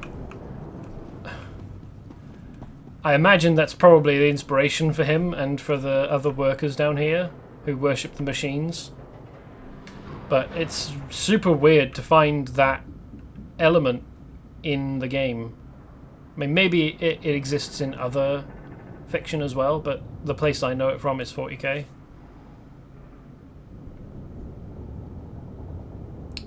Caution, malfunctioning droids in area.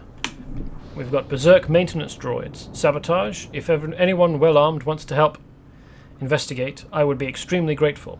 If you can take the droids apart, drop their memory cores off in the lower city. I'll collect the cores later and make sure your account is credited. Thanks, Chief Maintenance Officer Harrow. Collect rogue droid memory cores. Sure.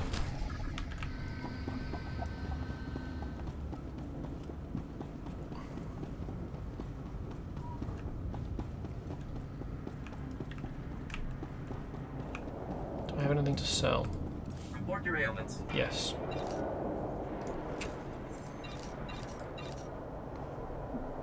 I've also got buffs that I'm not using.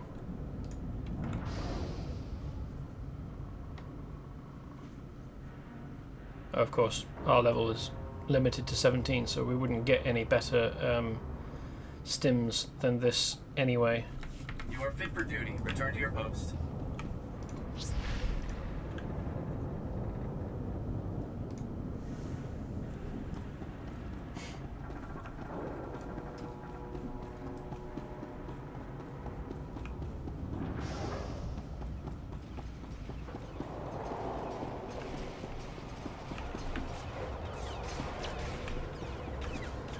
How's it going, chappos? Why are worker droids? Where did the worker droids get blasters from?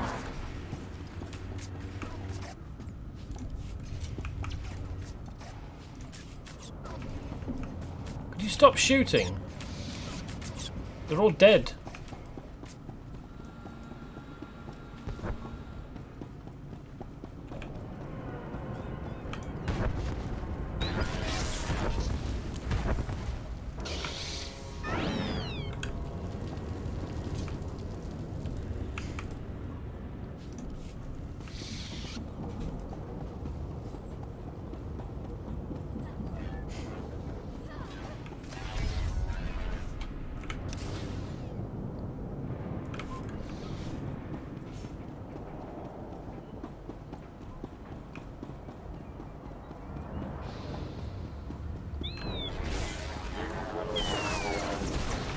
Oh, here we are. Access pipe.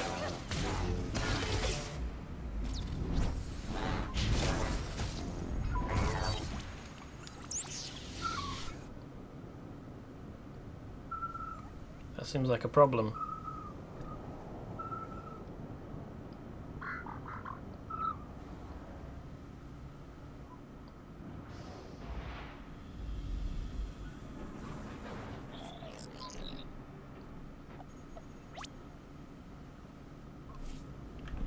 Is it leaking sulfur? That's a yellow gas. Sulfur's typically, when it's in gas form, yellow.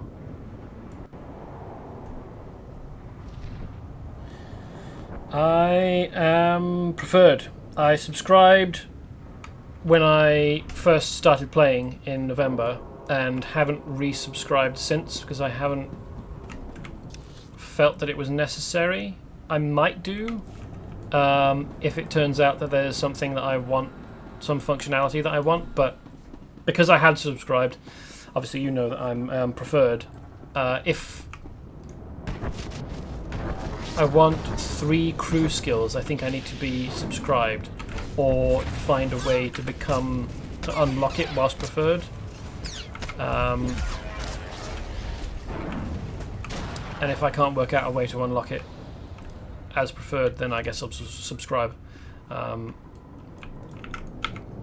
And that'll be fine.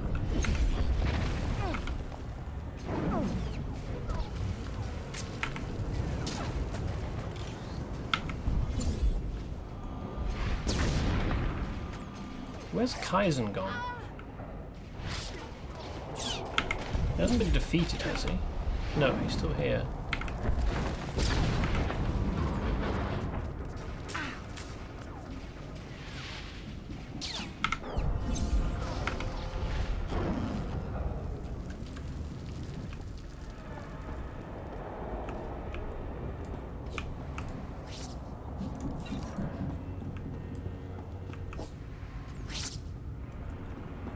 What are you doing, Kaizen? You great weirdo.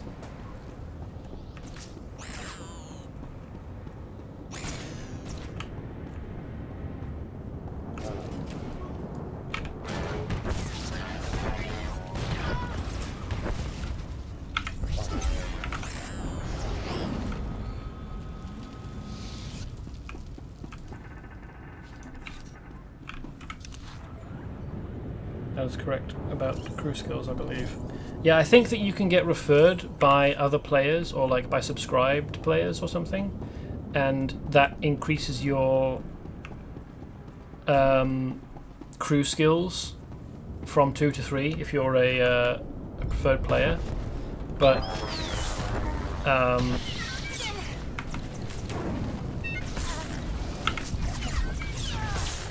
yeah, I need to look into it, and I don't want to do it on stream because I don't think it would be very interesting viewing.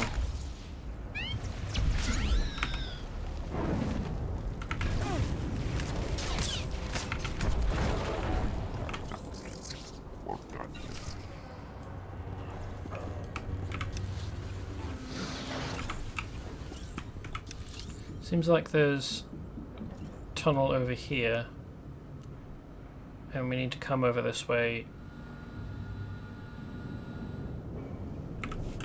for some quest stuff.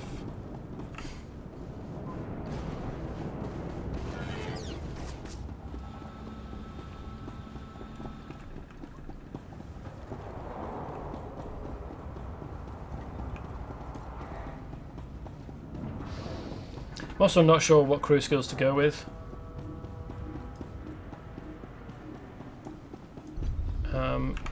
I'm not sure. How much of the game have you played? Do you know if there's story related to crew skills, or are they just for crafting?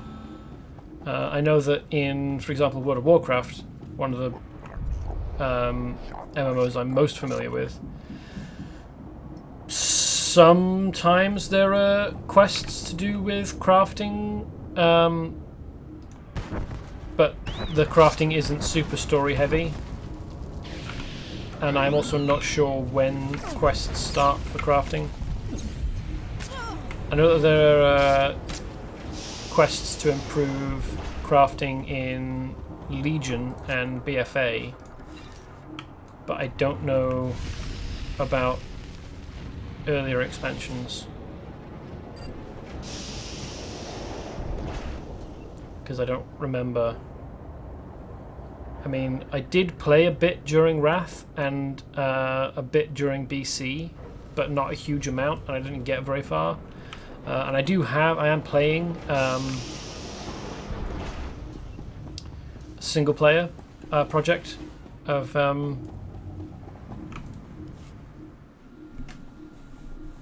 WoW, so like I'm the only player and the rest are bots, or there are bots who are player characters running around who you can have come and help you, but I haven't got very far with my characters in that. So if so I'm playing a version of Wrath of the Lich King, so single player, but I haven't got very far, so I don't know if there are quests for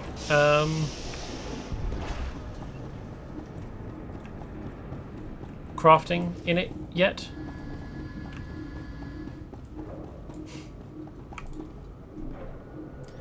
I'm new to the game, but even with 3 crew skills you can only have 1 crafting skill, and you can get the crew skills on the public fleet when you go there. Okay. I was more asking whether, like, I guess what I'm curious about is whether to progress your crew skills you occasionally need to go and do quests that would give you some story. Like, if you choose archaeology, do you need to do quests related to archaeology, or like learning to be a better archaeologist so that you get to improve your crew skills? Or whether having a crew skill gives you options. Let's not stand in the fire, shall we? Like in Kingdoms of Amalur, some of your skills allowed you to open up options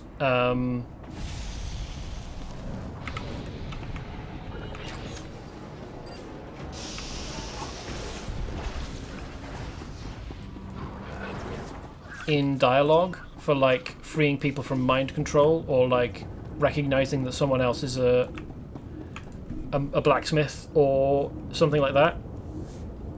And I'm just curious about whether similar things are available in Star Wars, where you, like, if you're an archaeologist, you get to use that archaeology in conversation, or like as a skill check for accomplishing something that not being an archaeologist wouldn't, like not having that crew skill would leave closed to you.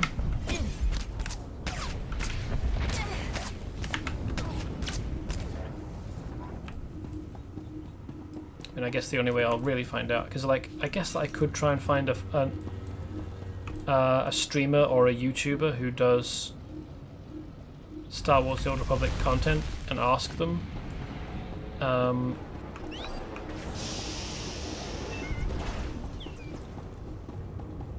But I don't know how else I'd find out without actually just doing it myself. That was a data station. Send your crew member on those missions and you can find items in the open world related to your crew skill. For example, I have archaeology. Okay.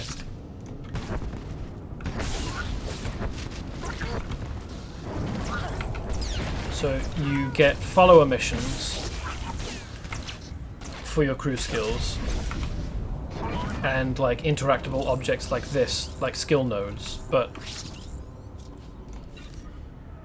you haven't found, and I found old relics. I find old relics in the open world. Okay. But you don't get to, like, if you're in a conversation with someone and archaeology comes up, you don't get to talk about archaeology because you're an archaeologist and you have that skill. Seems like we've stopped thermodraft from exploding. That's nice. Let's continue onwards.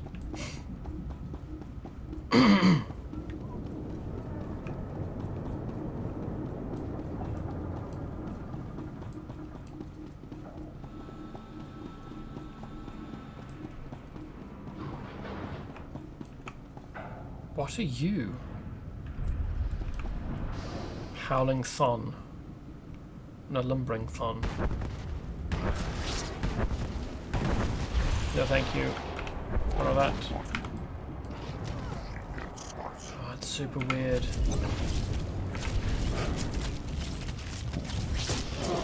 It's like it's got open sections of head.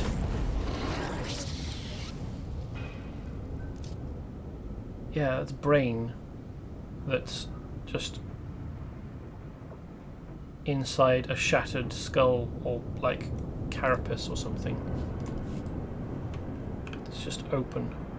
And this one's the same, although its brain is smaller and a different colour.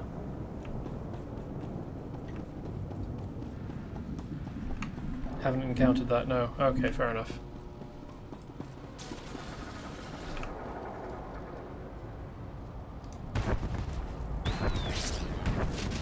You don't really have crafting as a thing in DCUO at all, and in Champions Online there is crafting, but it's not really useful anymore. They removed the functionality from it, basically. So you can still craft, but it doesn't really get you anything good compared to drops.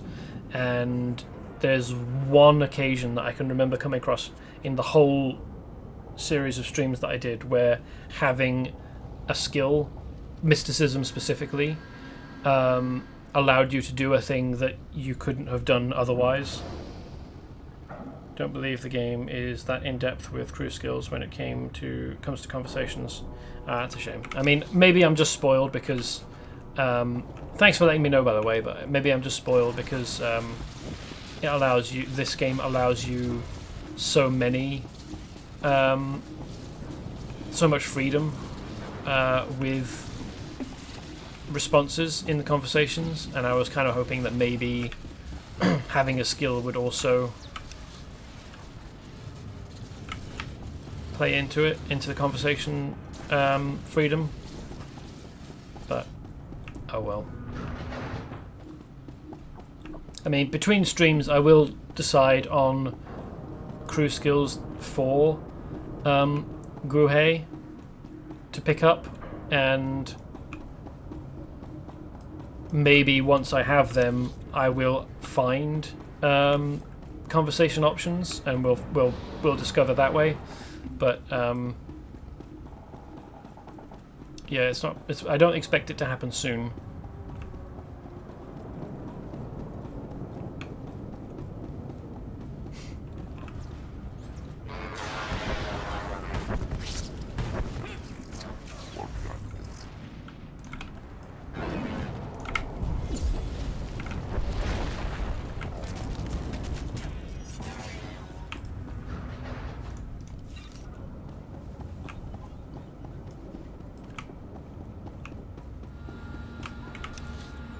Oh, okay.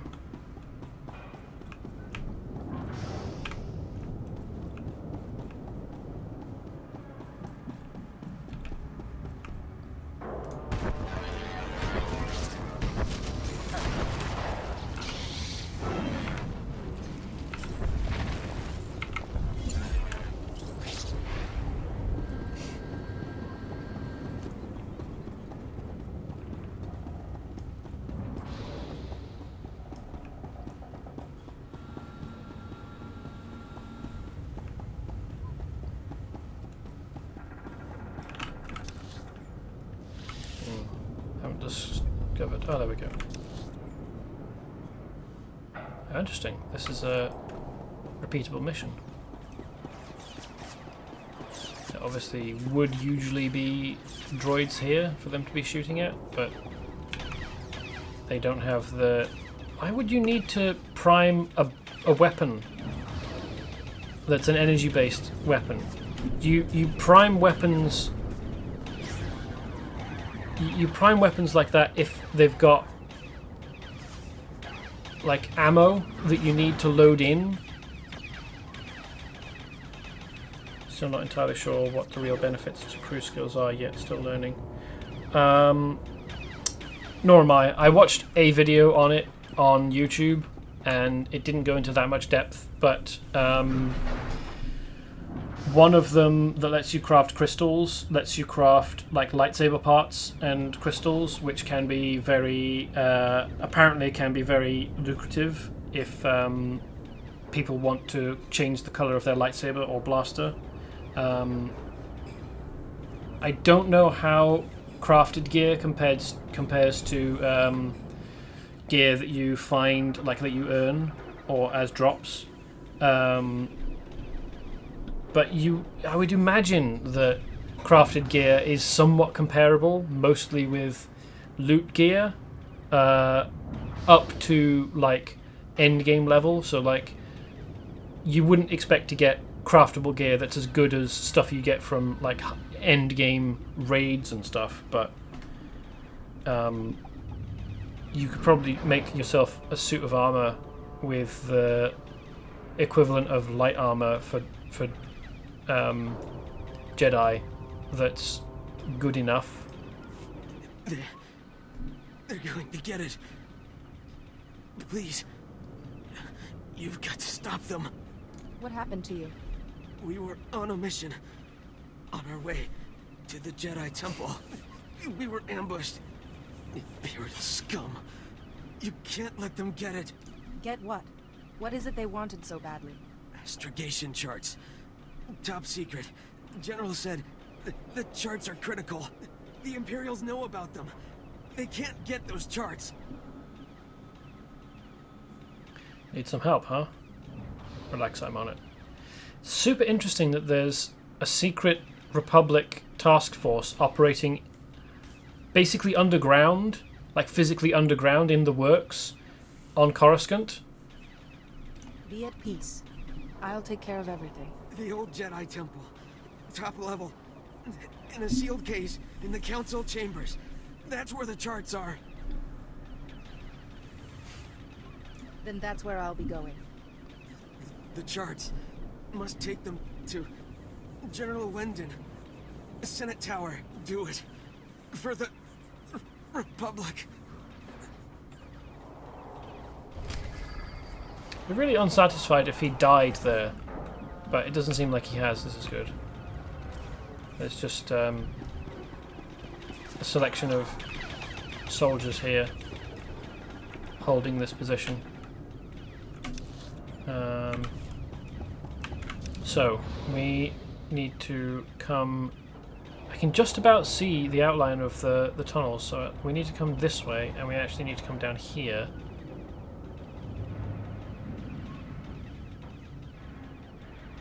Huh, interesting. There's a taxi in the works. Don't remember seeing that on the overworld.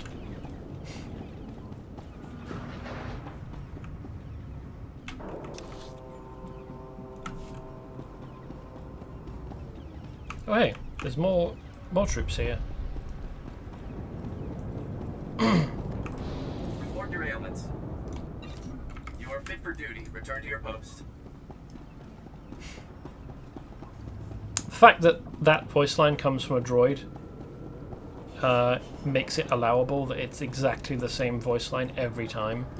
It makes sense in universe.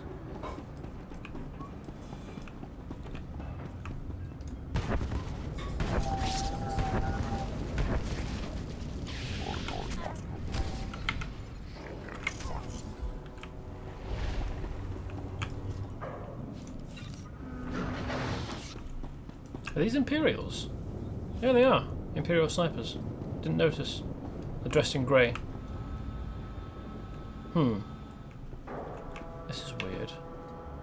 You wouldn't expect this light pattern from these light fixtures. I thought I'd be looking up at like a vent, like a long, thin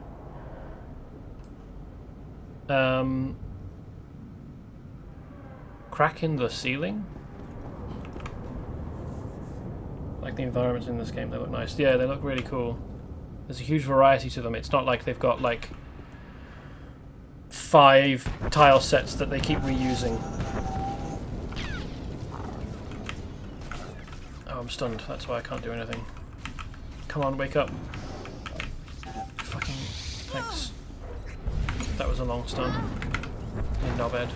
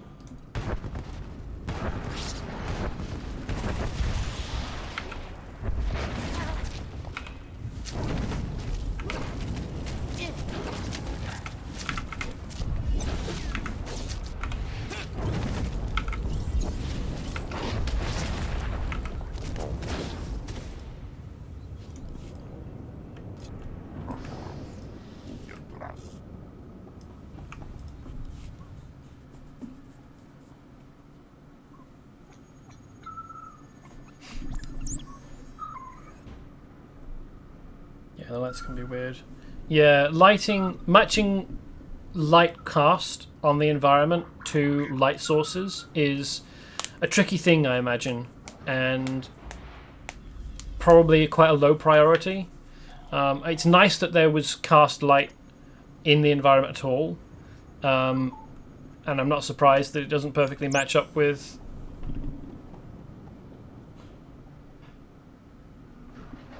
seismic activity, normal, planet safe, adjustment to reading required. That seems like a waste of resources and time, and actually quite cruel, ultimately, to the poor bugger. But yeah, no, I'm not gonna tamper with the results.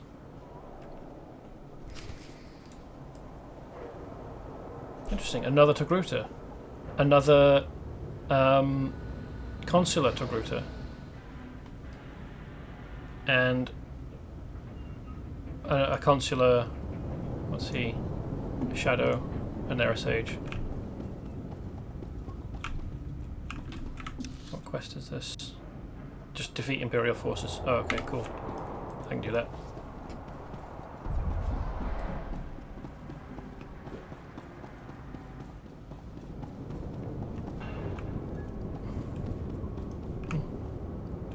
Trooper phase. That might be a command post for the Imperial forces in the area, and as a trooper you go in and take them out. I was debating with myself whether to play as a non-force user, just so that I could experience the universe from the perspective of a character that isn't a force sensitive, but I'm not really a military type person, and I don't really want to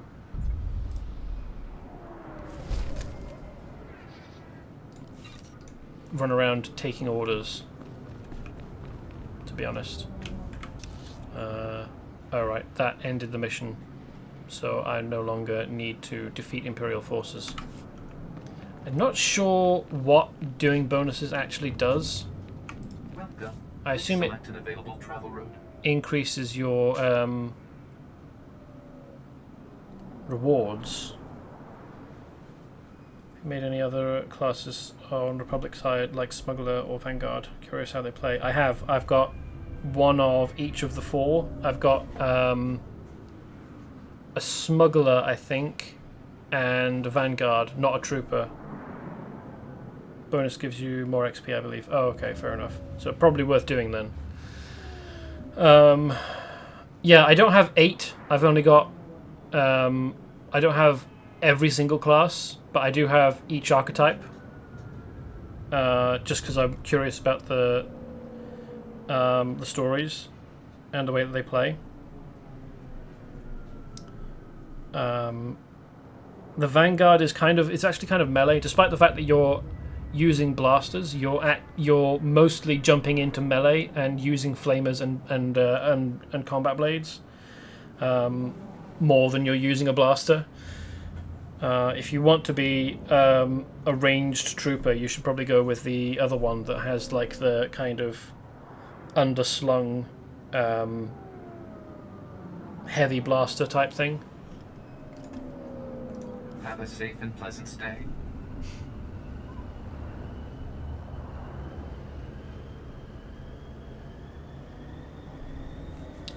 We need to go down to get to the Jedi Temple.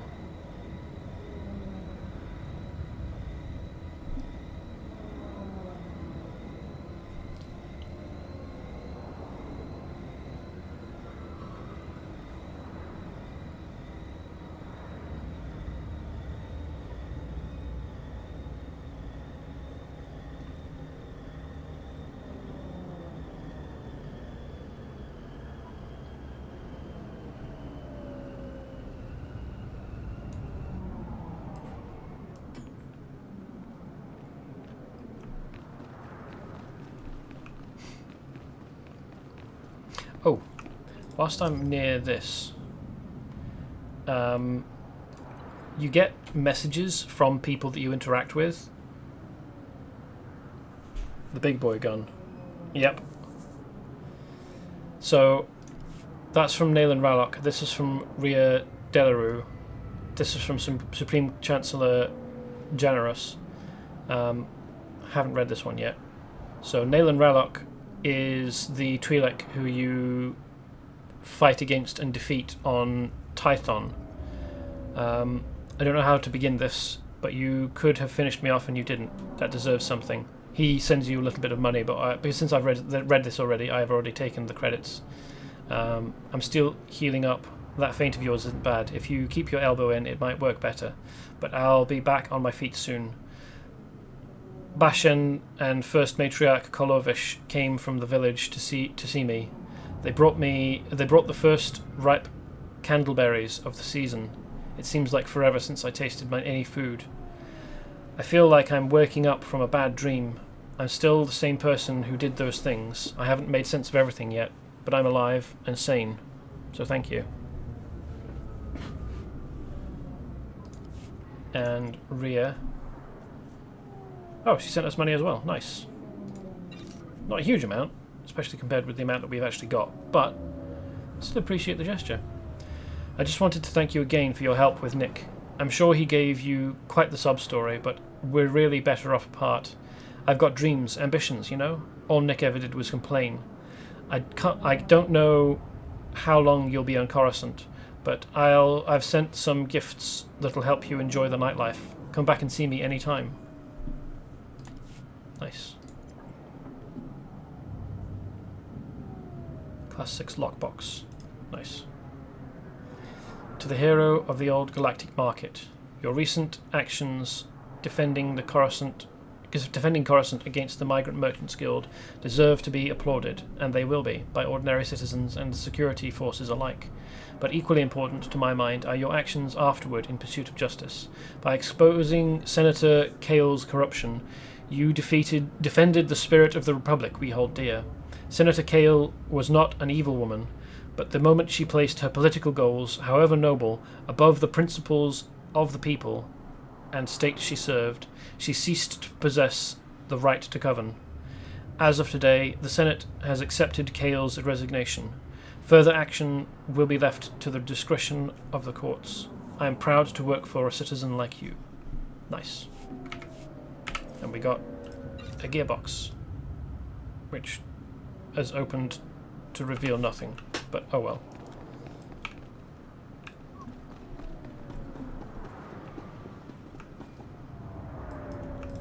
Stand by for examination and suggested products. You are fit for duty. Return to your post. Oh, they're kneeling down. I thought this was an Ugnaught with a collection of tiny droids that were smaller than him, like troops that he was commanding, but no, not quite.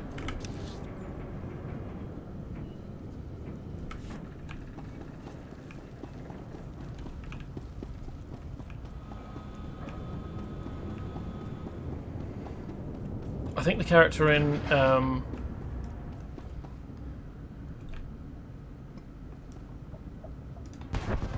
The Mandalorian who says, "I have spoken," is an Ugnaught.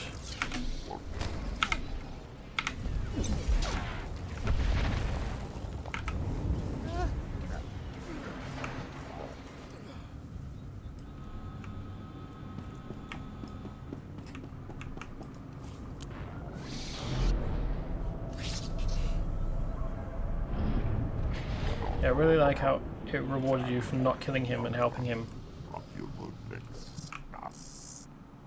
Ewan spoke of this, where Jedi fought bravely, stood against unstoppable foe. His great honor to hold Jedi order.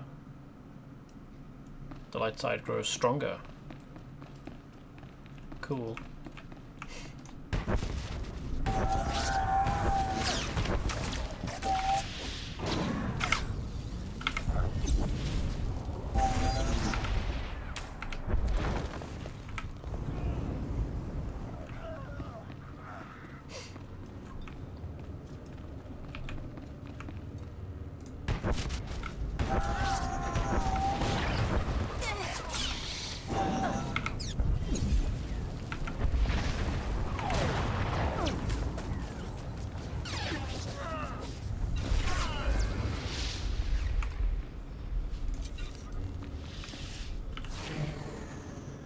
No, that happens at 26, and that opens up at 27.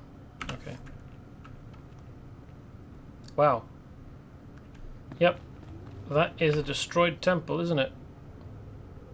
I don't think this actually reflects the full size of the Jedi Temple on Coruscant, at least not as it appears in the films, the prequel films anyway, and not as it is talked about in the expanded universe, but this is certainly very big.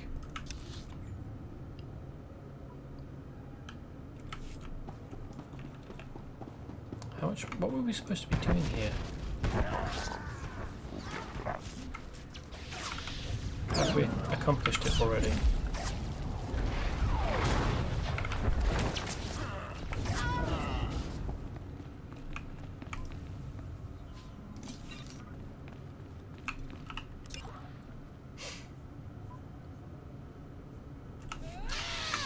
Oh, hello.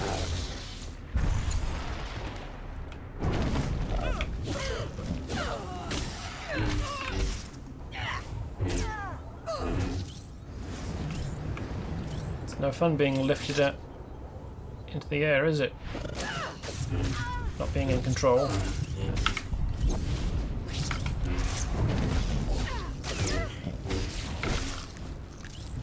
Ugh, stop force choking me, you little shit. I know you're desperate because you're not winning.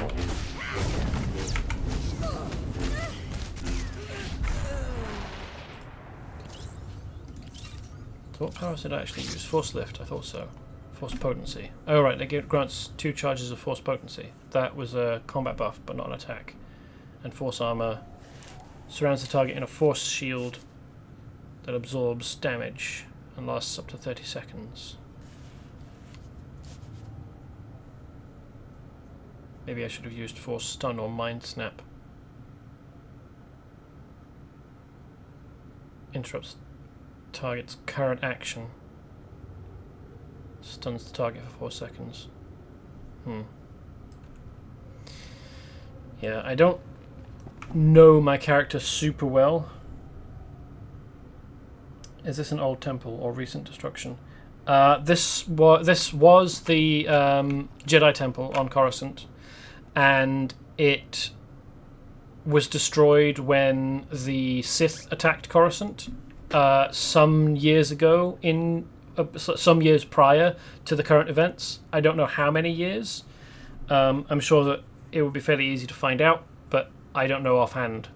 It's maybe 10 years, but maybe less.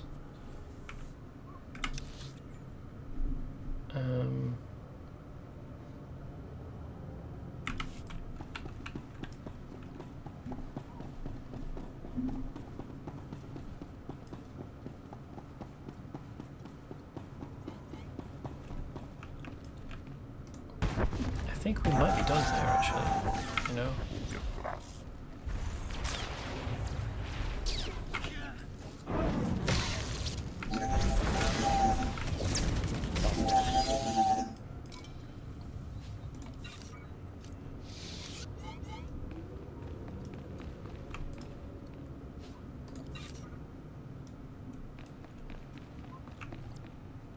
Oh, that's weird.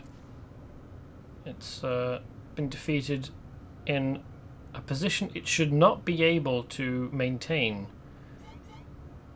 unless its feet are super heavy.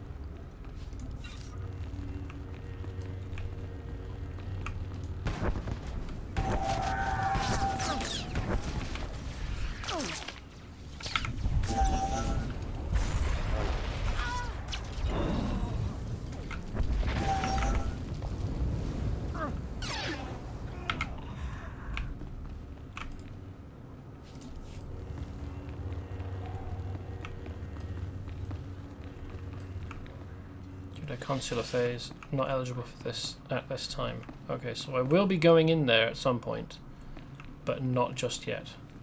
Obviously don't have the quest for it. I assume that the other side is for Jedi Knight classes.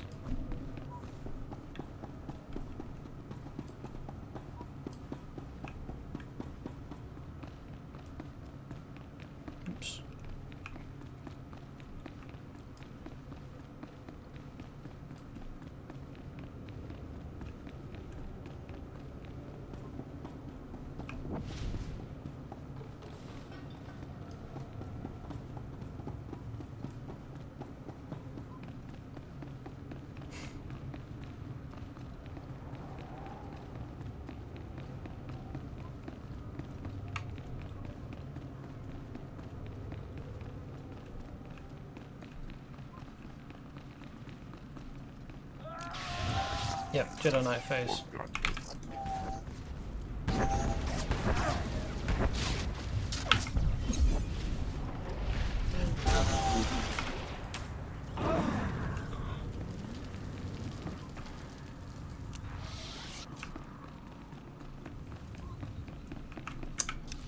Okay, so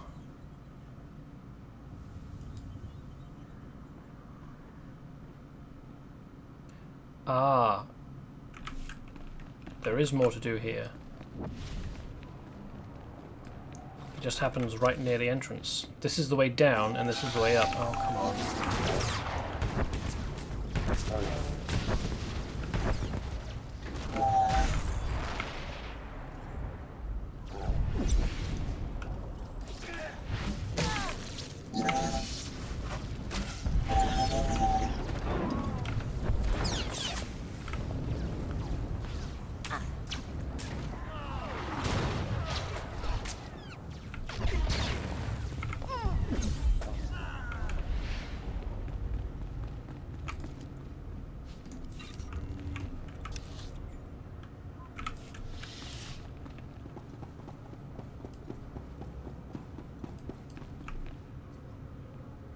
amorphous blue crystal formation.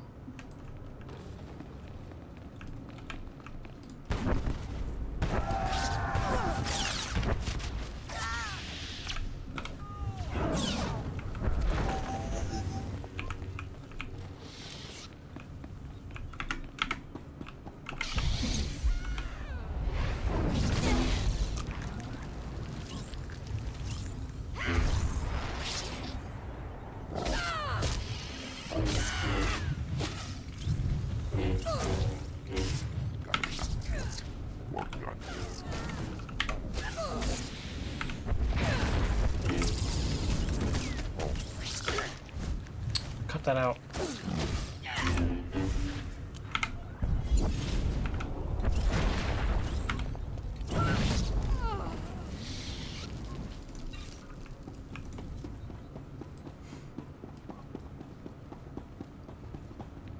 Recently made a female Togruta Jedi Sentinel. Whoops. All these dudes. With purple blue colour for the sabers. Nice.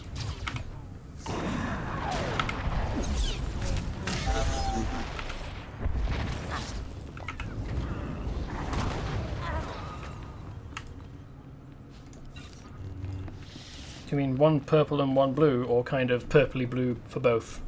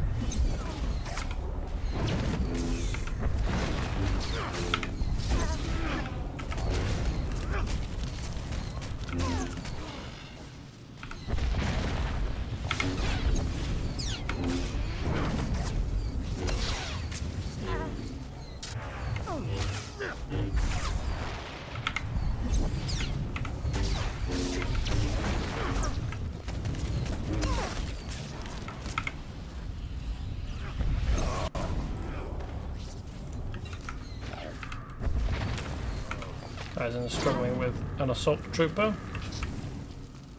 I suppose in fairness he is in healing mode. Oh my bad, I mean main purple and offhand blue. Ah, okay. That probably would have been obvious to someone else. I was just curious about whether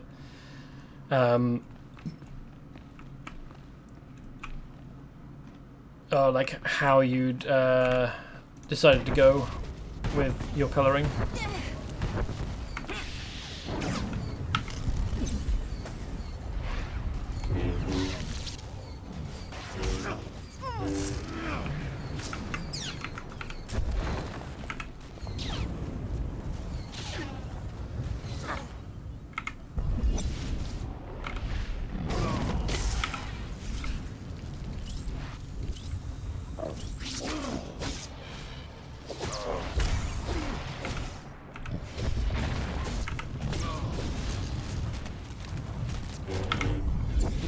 Stay over there, please.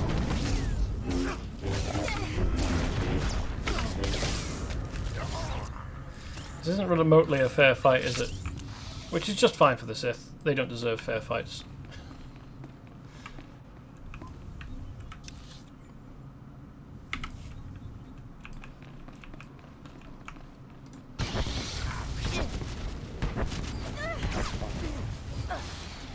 Oh, it's still on cooldown.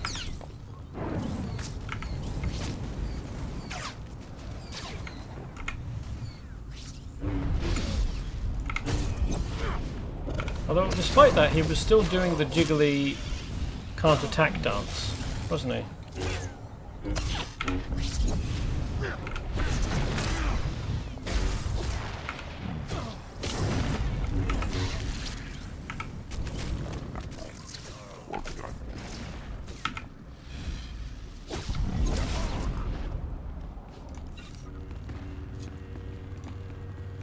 Kaizen giving kind of a perfunctory little bop on the head.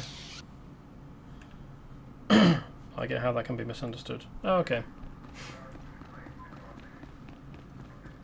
glad we have come to an understanding about your lightsabers.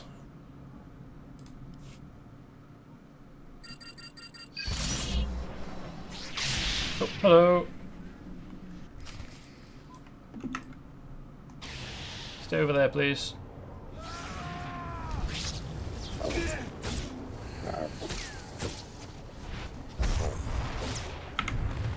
Oof. Probably don't want to stay standing in that.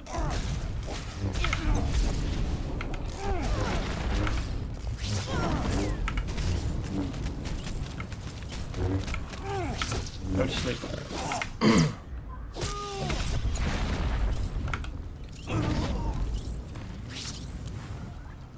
I don't care why you did this, but I'm glad it's done.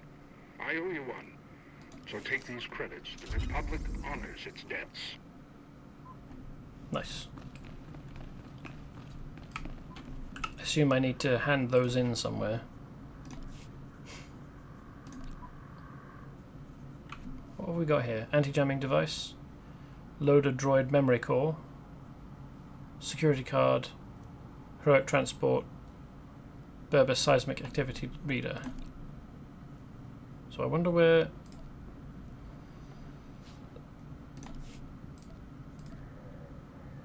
the astronavigation charts we just picked up have gone. Did they get picked up by a courier droid or something?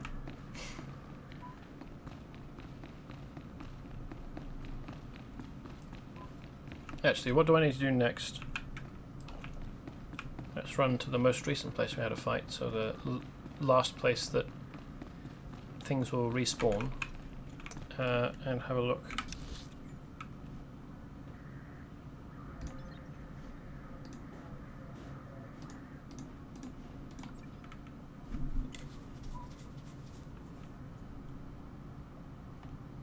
I think we want to go back to the Jester cars.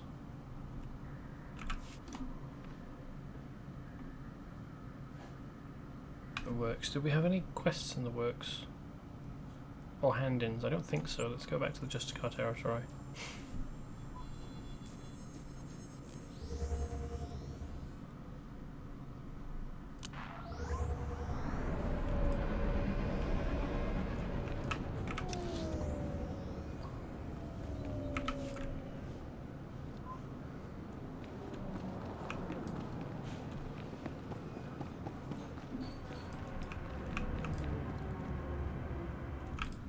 Stand by for examination and suggested product. You are fit for duty. Return to your post.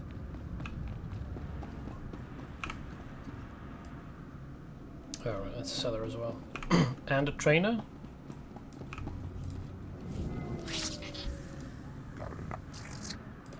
Nice. That's a healing power. Cleanses a friendly target of up to 2 negative mental or force effects. Useful.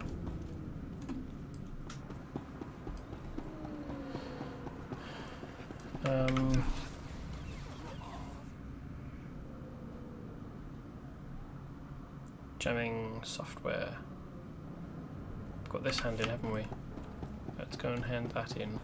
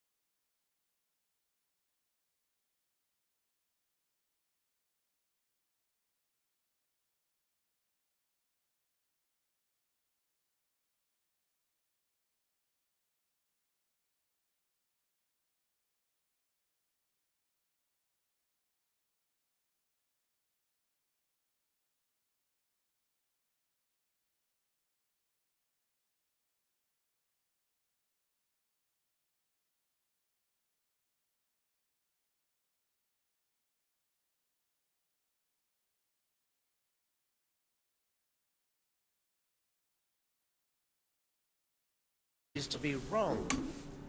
This could reflect very poorly on my reputation. I suggest you take your compensation and keep quiet. I believe the reward is generous given the outcome. Now, if you'll excuse me, I have much to consider. Farewell.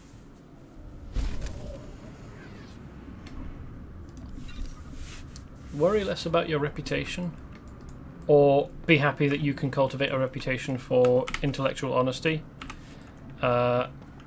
and openness. Like, if it turns out that you're wrong, don't get spicy about it. Admit it, and it will make people more willing to work with you. Oh, there was a hand-in, wasn't there? Down in the works. For Meltdown.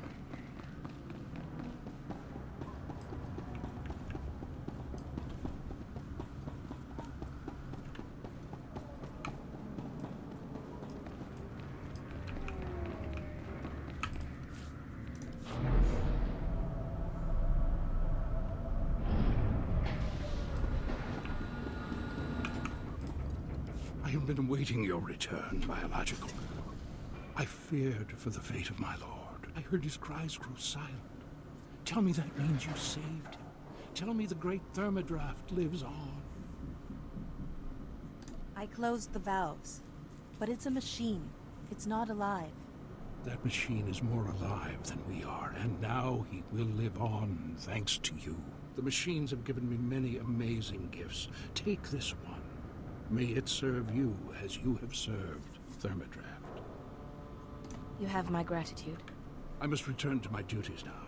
The great machines need me, and I am proud to serve. Glory to you, Biological, and glory to the great machines.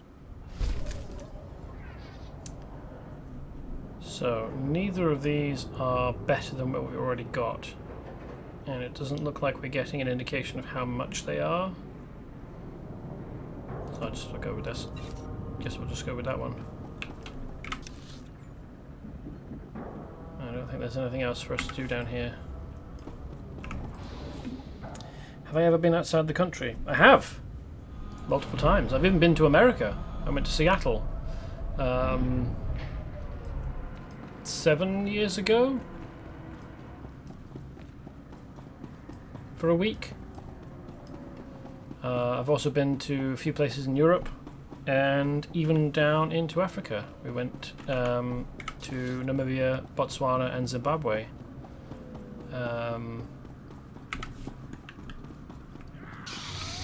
Like 25 years ago.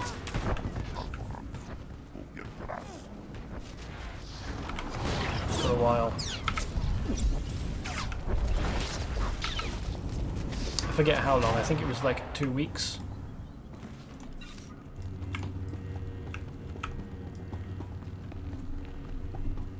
How about you?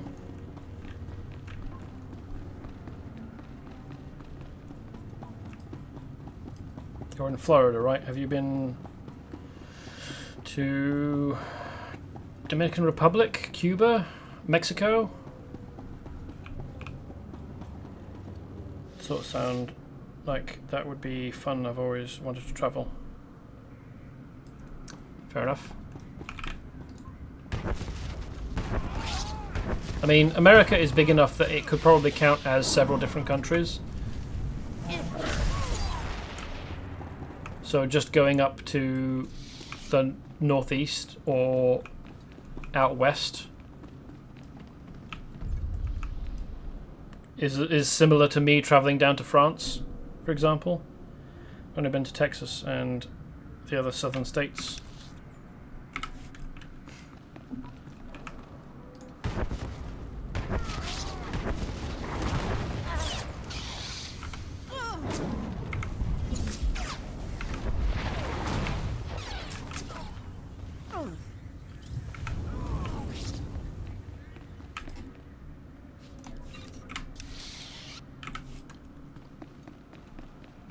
Like on a road trip, or were you visiting for a specific reason? Like, did you go to college in one of the other states?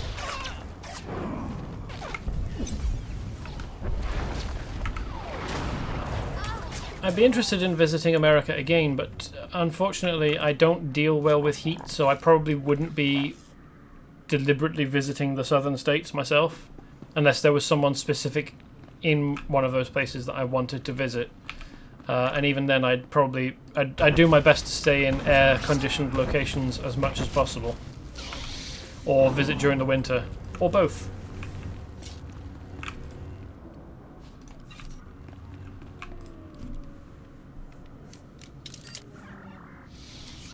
I've always wanted to go outside the country and visit the UK because of my heritage. Oh, cool. Okay, fair enough. Ooh, there's a chest over there. It's unguarded because someone else has defeated these Justicars recently. I'm glad the chest respawned before the guards did.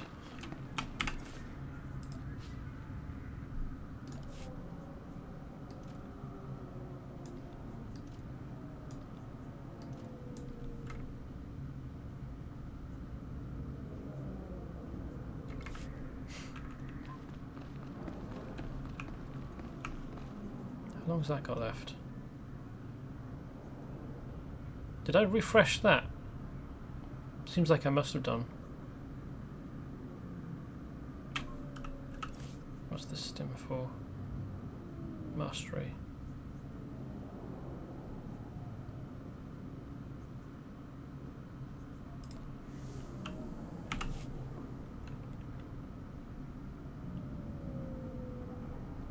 The other states were just from moving around. Oh, okay, fair enough.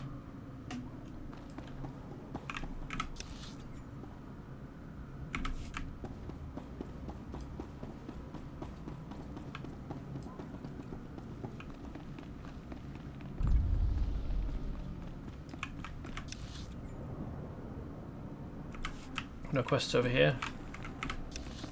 Although there is a quest giver here to talk to. Oh wait, hold on, what am I doing? There's a route through here. I don't have to go all the way around here.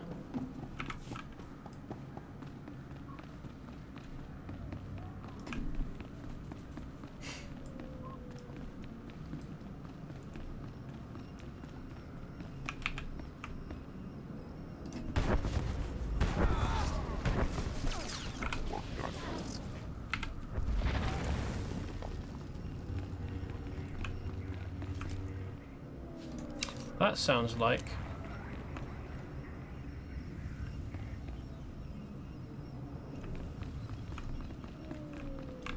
a Datacron.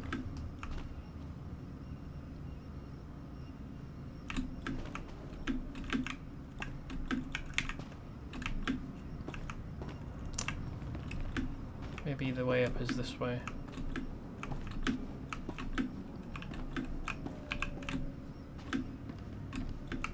Yes, looks like it. Oh, nuts.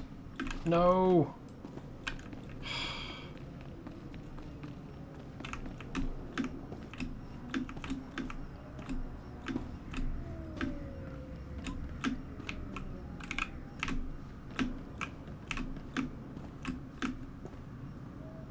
Yep. That's a Datacron. Oh. No.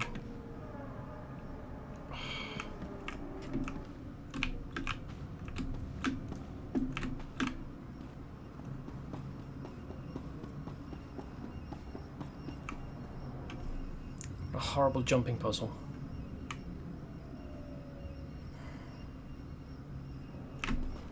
Oh, what was that? I pressed the fucking spacebar. Right, I'm not gonna fuck around doing that on stream. That won't be fun. But know ye that it is there.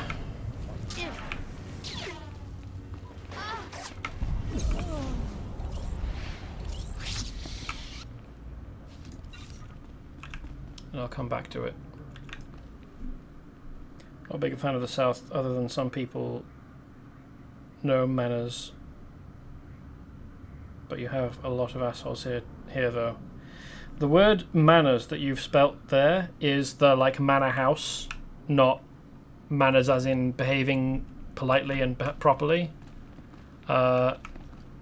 sorry to pick you up on it, but spelling is important to me because I'm a writer.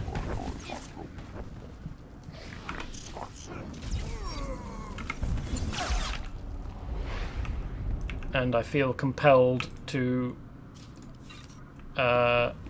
correct people.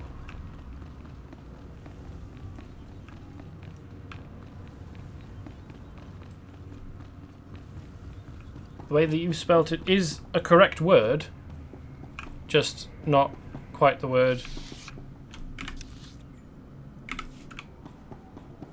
that I think you meant.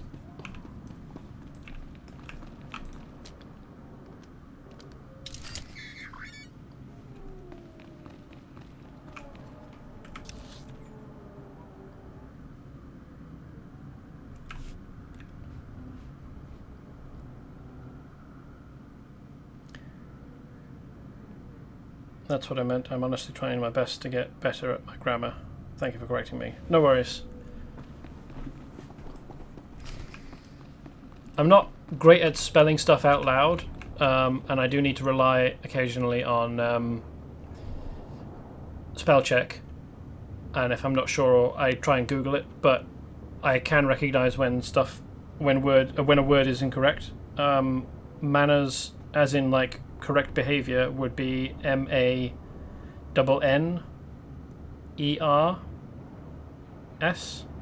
manners, rather than MANORS, which is the fancy house.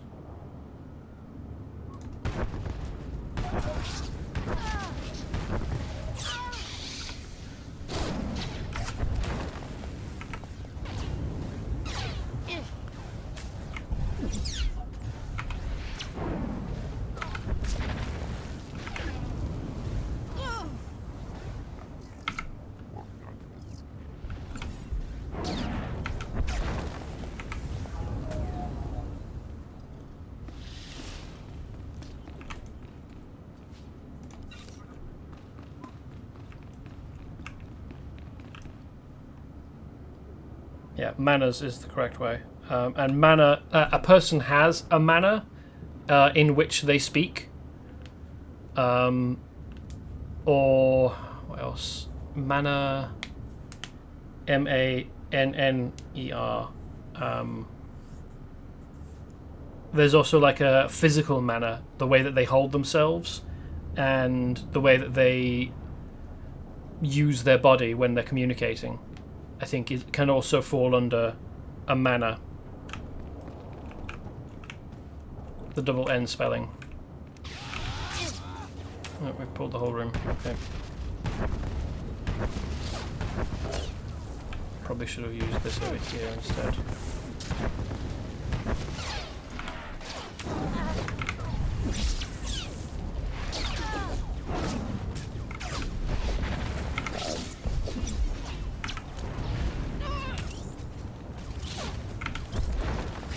And I probably also could have used an incapacitation power on him. That would have been clever, but it didn't occur to me.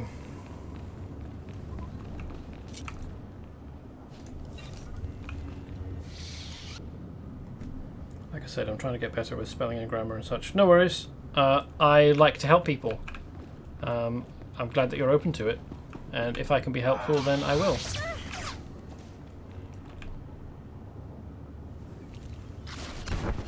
That gets everyone.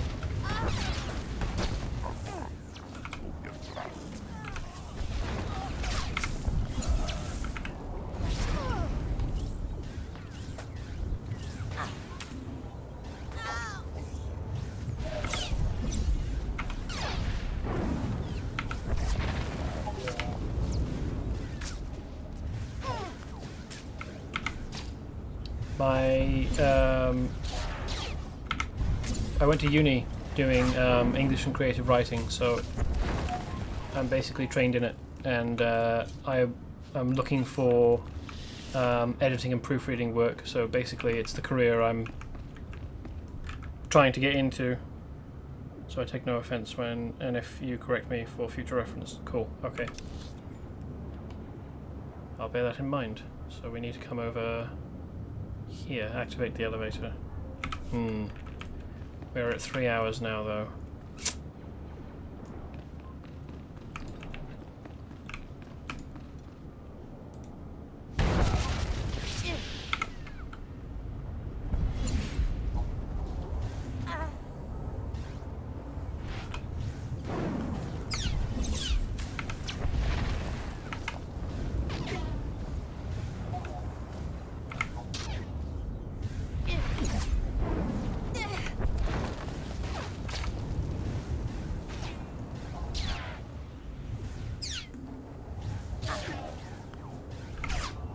Oh, it's dead.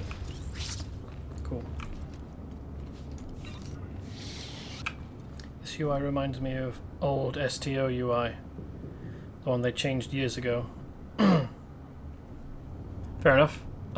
Never played STO, so I wouldn't know what the old one looks like, but that's interesting.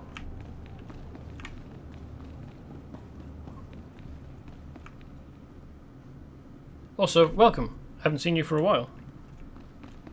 Or at least I haven't seen you post in chat for a while. How are things with you, Mahawkman?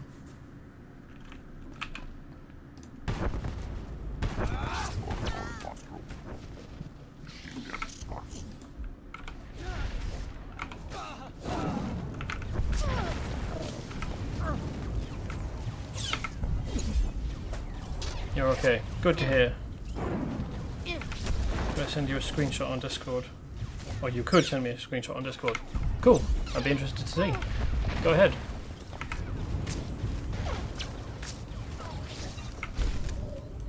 I think since we're here... Oops, did I accidentally attack him? I might have done. Since we're here and we're already partway through, I'm going to finish up the quest here. But we are going over somewhat. And once we're done with... I think we're rescuing that teenage girl outside's older brother. But once we're done with that, oh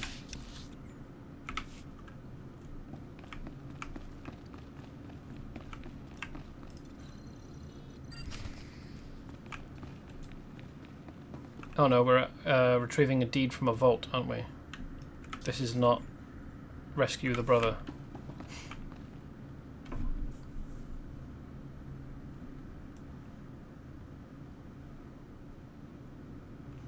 Well, whatever it is.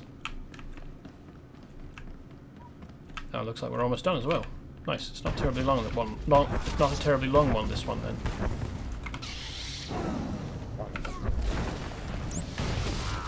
No, thank you. Oh, nuts.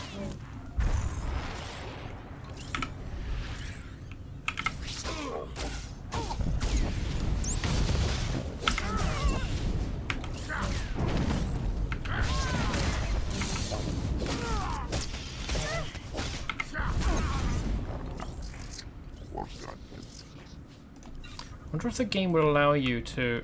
Oh no, it hasn't gone down. Unless... Oh no, it's on a cycle. Okay, so...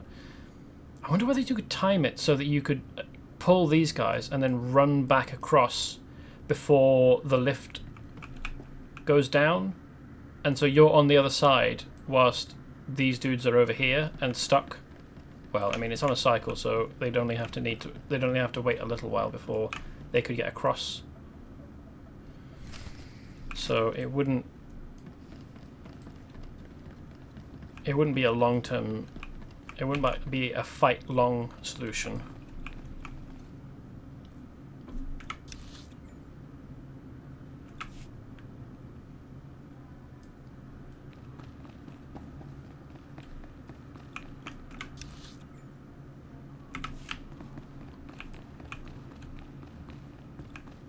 I thought this would be a longer fight, but turns out no.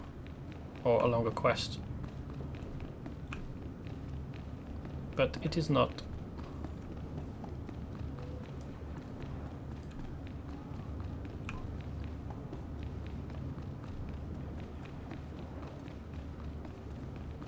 How is he... This seems like it's not a long enough handle for a two-handed grip. seems like it's at most a hand and a half. So it's super weird. It's always super weird seeing swordsmen hold swords with their hands right close together, especially when the grip is longer, because you get more leverage if your hands are farther apart. Honestly, not sure how that would work. Maybe they would fall off the edge. I would be hoping that they'd like not be able to get across and attack you, so they'd basically be stuck not making any moves. Now, I get a lawyer, embarrass the Senate if I have to, and Gonthor Industries will be back up in no time. Nice.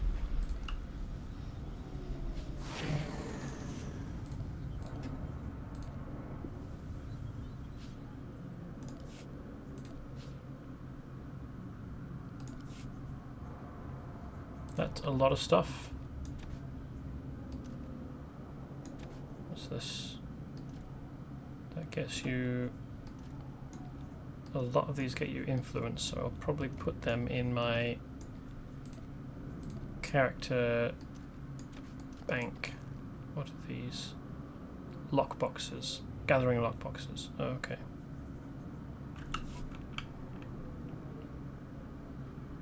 Having your hands far apart is for halberds. Having your hands far apart is for anything that has a grip longer than your two hands will fit on, close together. So sword grips, staffs, polearms, anything. There isn't a cellar around here anywhere. So I'd need to come over here. Oh no, this would probably be the closer one.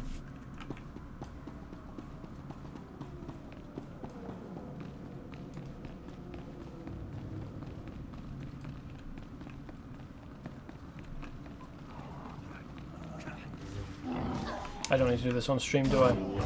Well, I'm going to retry this climbing puzzle off stream, but there is a datacron up there. You can just about see it from here.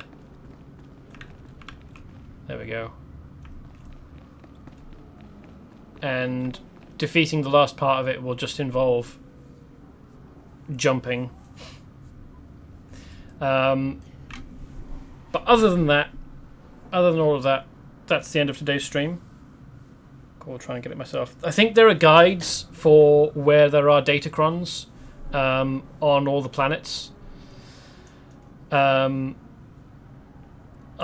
have been meaning to look one up. I just haven't gotten around to it yet. And I don't think that I'll... I mean, I found the two on Tython. They were easy enough to get to and show. But, I mean, this one, it's a matter of keep trying until you manage to make the jump command happen at the right time to get onto the pipes, which is not fun watching. So don't fall off the pipe. I walked all the way across this pipe, and then when it came time to jump from this pipe to this pipe, my character, when I pressed the spacebar, didn't fucking jump, and so fell off instead. It's not my fault. It's the game. Anyway, that's it for today's stream. And I'll be back on Friday. 8 PM roughly. I mean, I've been getting later and later, and that's not really deliberate. I'll do my best to get back to starting at 8 again. But the intention is 8 PM GMT for 3 hours, and between now and then you can find this stream and all the other streams that I've recorded on my YouTube, Vanilla Jester Gaming. So if you want to get caught up, or if you missed something, or if we didn't see too many today, but sometimes when aliens who aren't speaking English talk, their subtitles go by too fast. So I kind of wish that you could pause conversations in the game. I mean, the game already pauses around you when you're in conversation, so I don't know why you can't pause the subtitles as well. But oh well. You can also find me on Twitter at Vanilla Jester. I will tweet before I go live. So if it's gotten to like half 8 and you're like, why isn't the stream starting? Check Twitter. I'll either post just before I go live, or to let you know that I'm not streaming today, if I'm not feeling well. And I hope to see you again. Whether that's on Friday or not, that's cool. And until I do, I hope you have a nice time, and goodbye.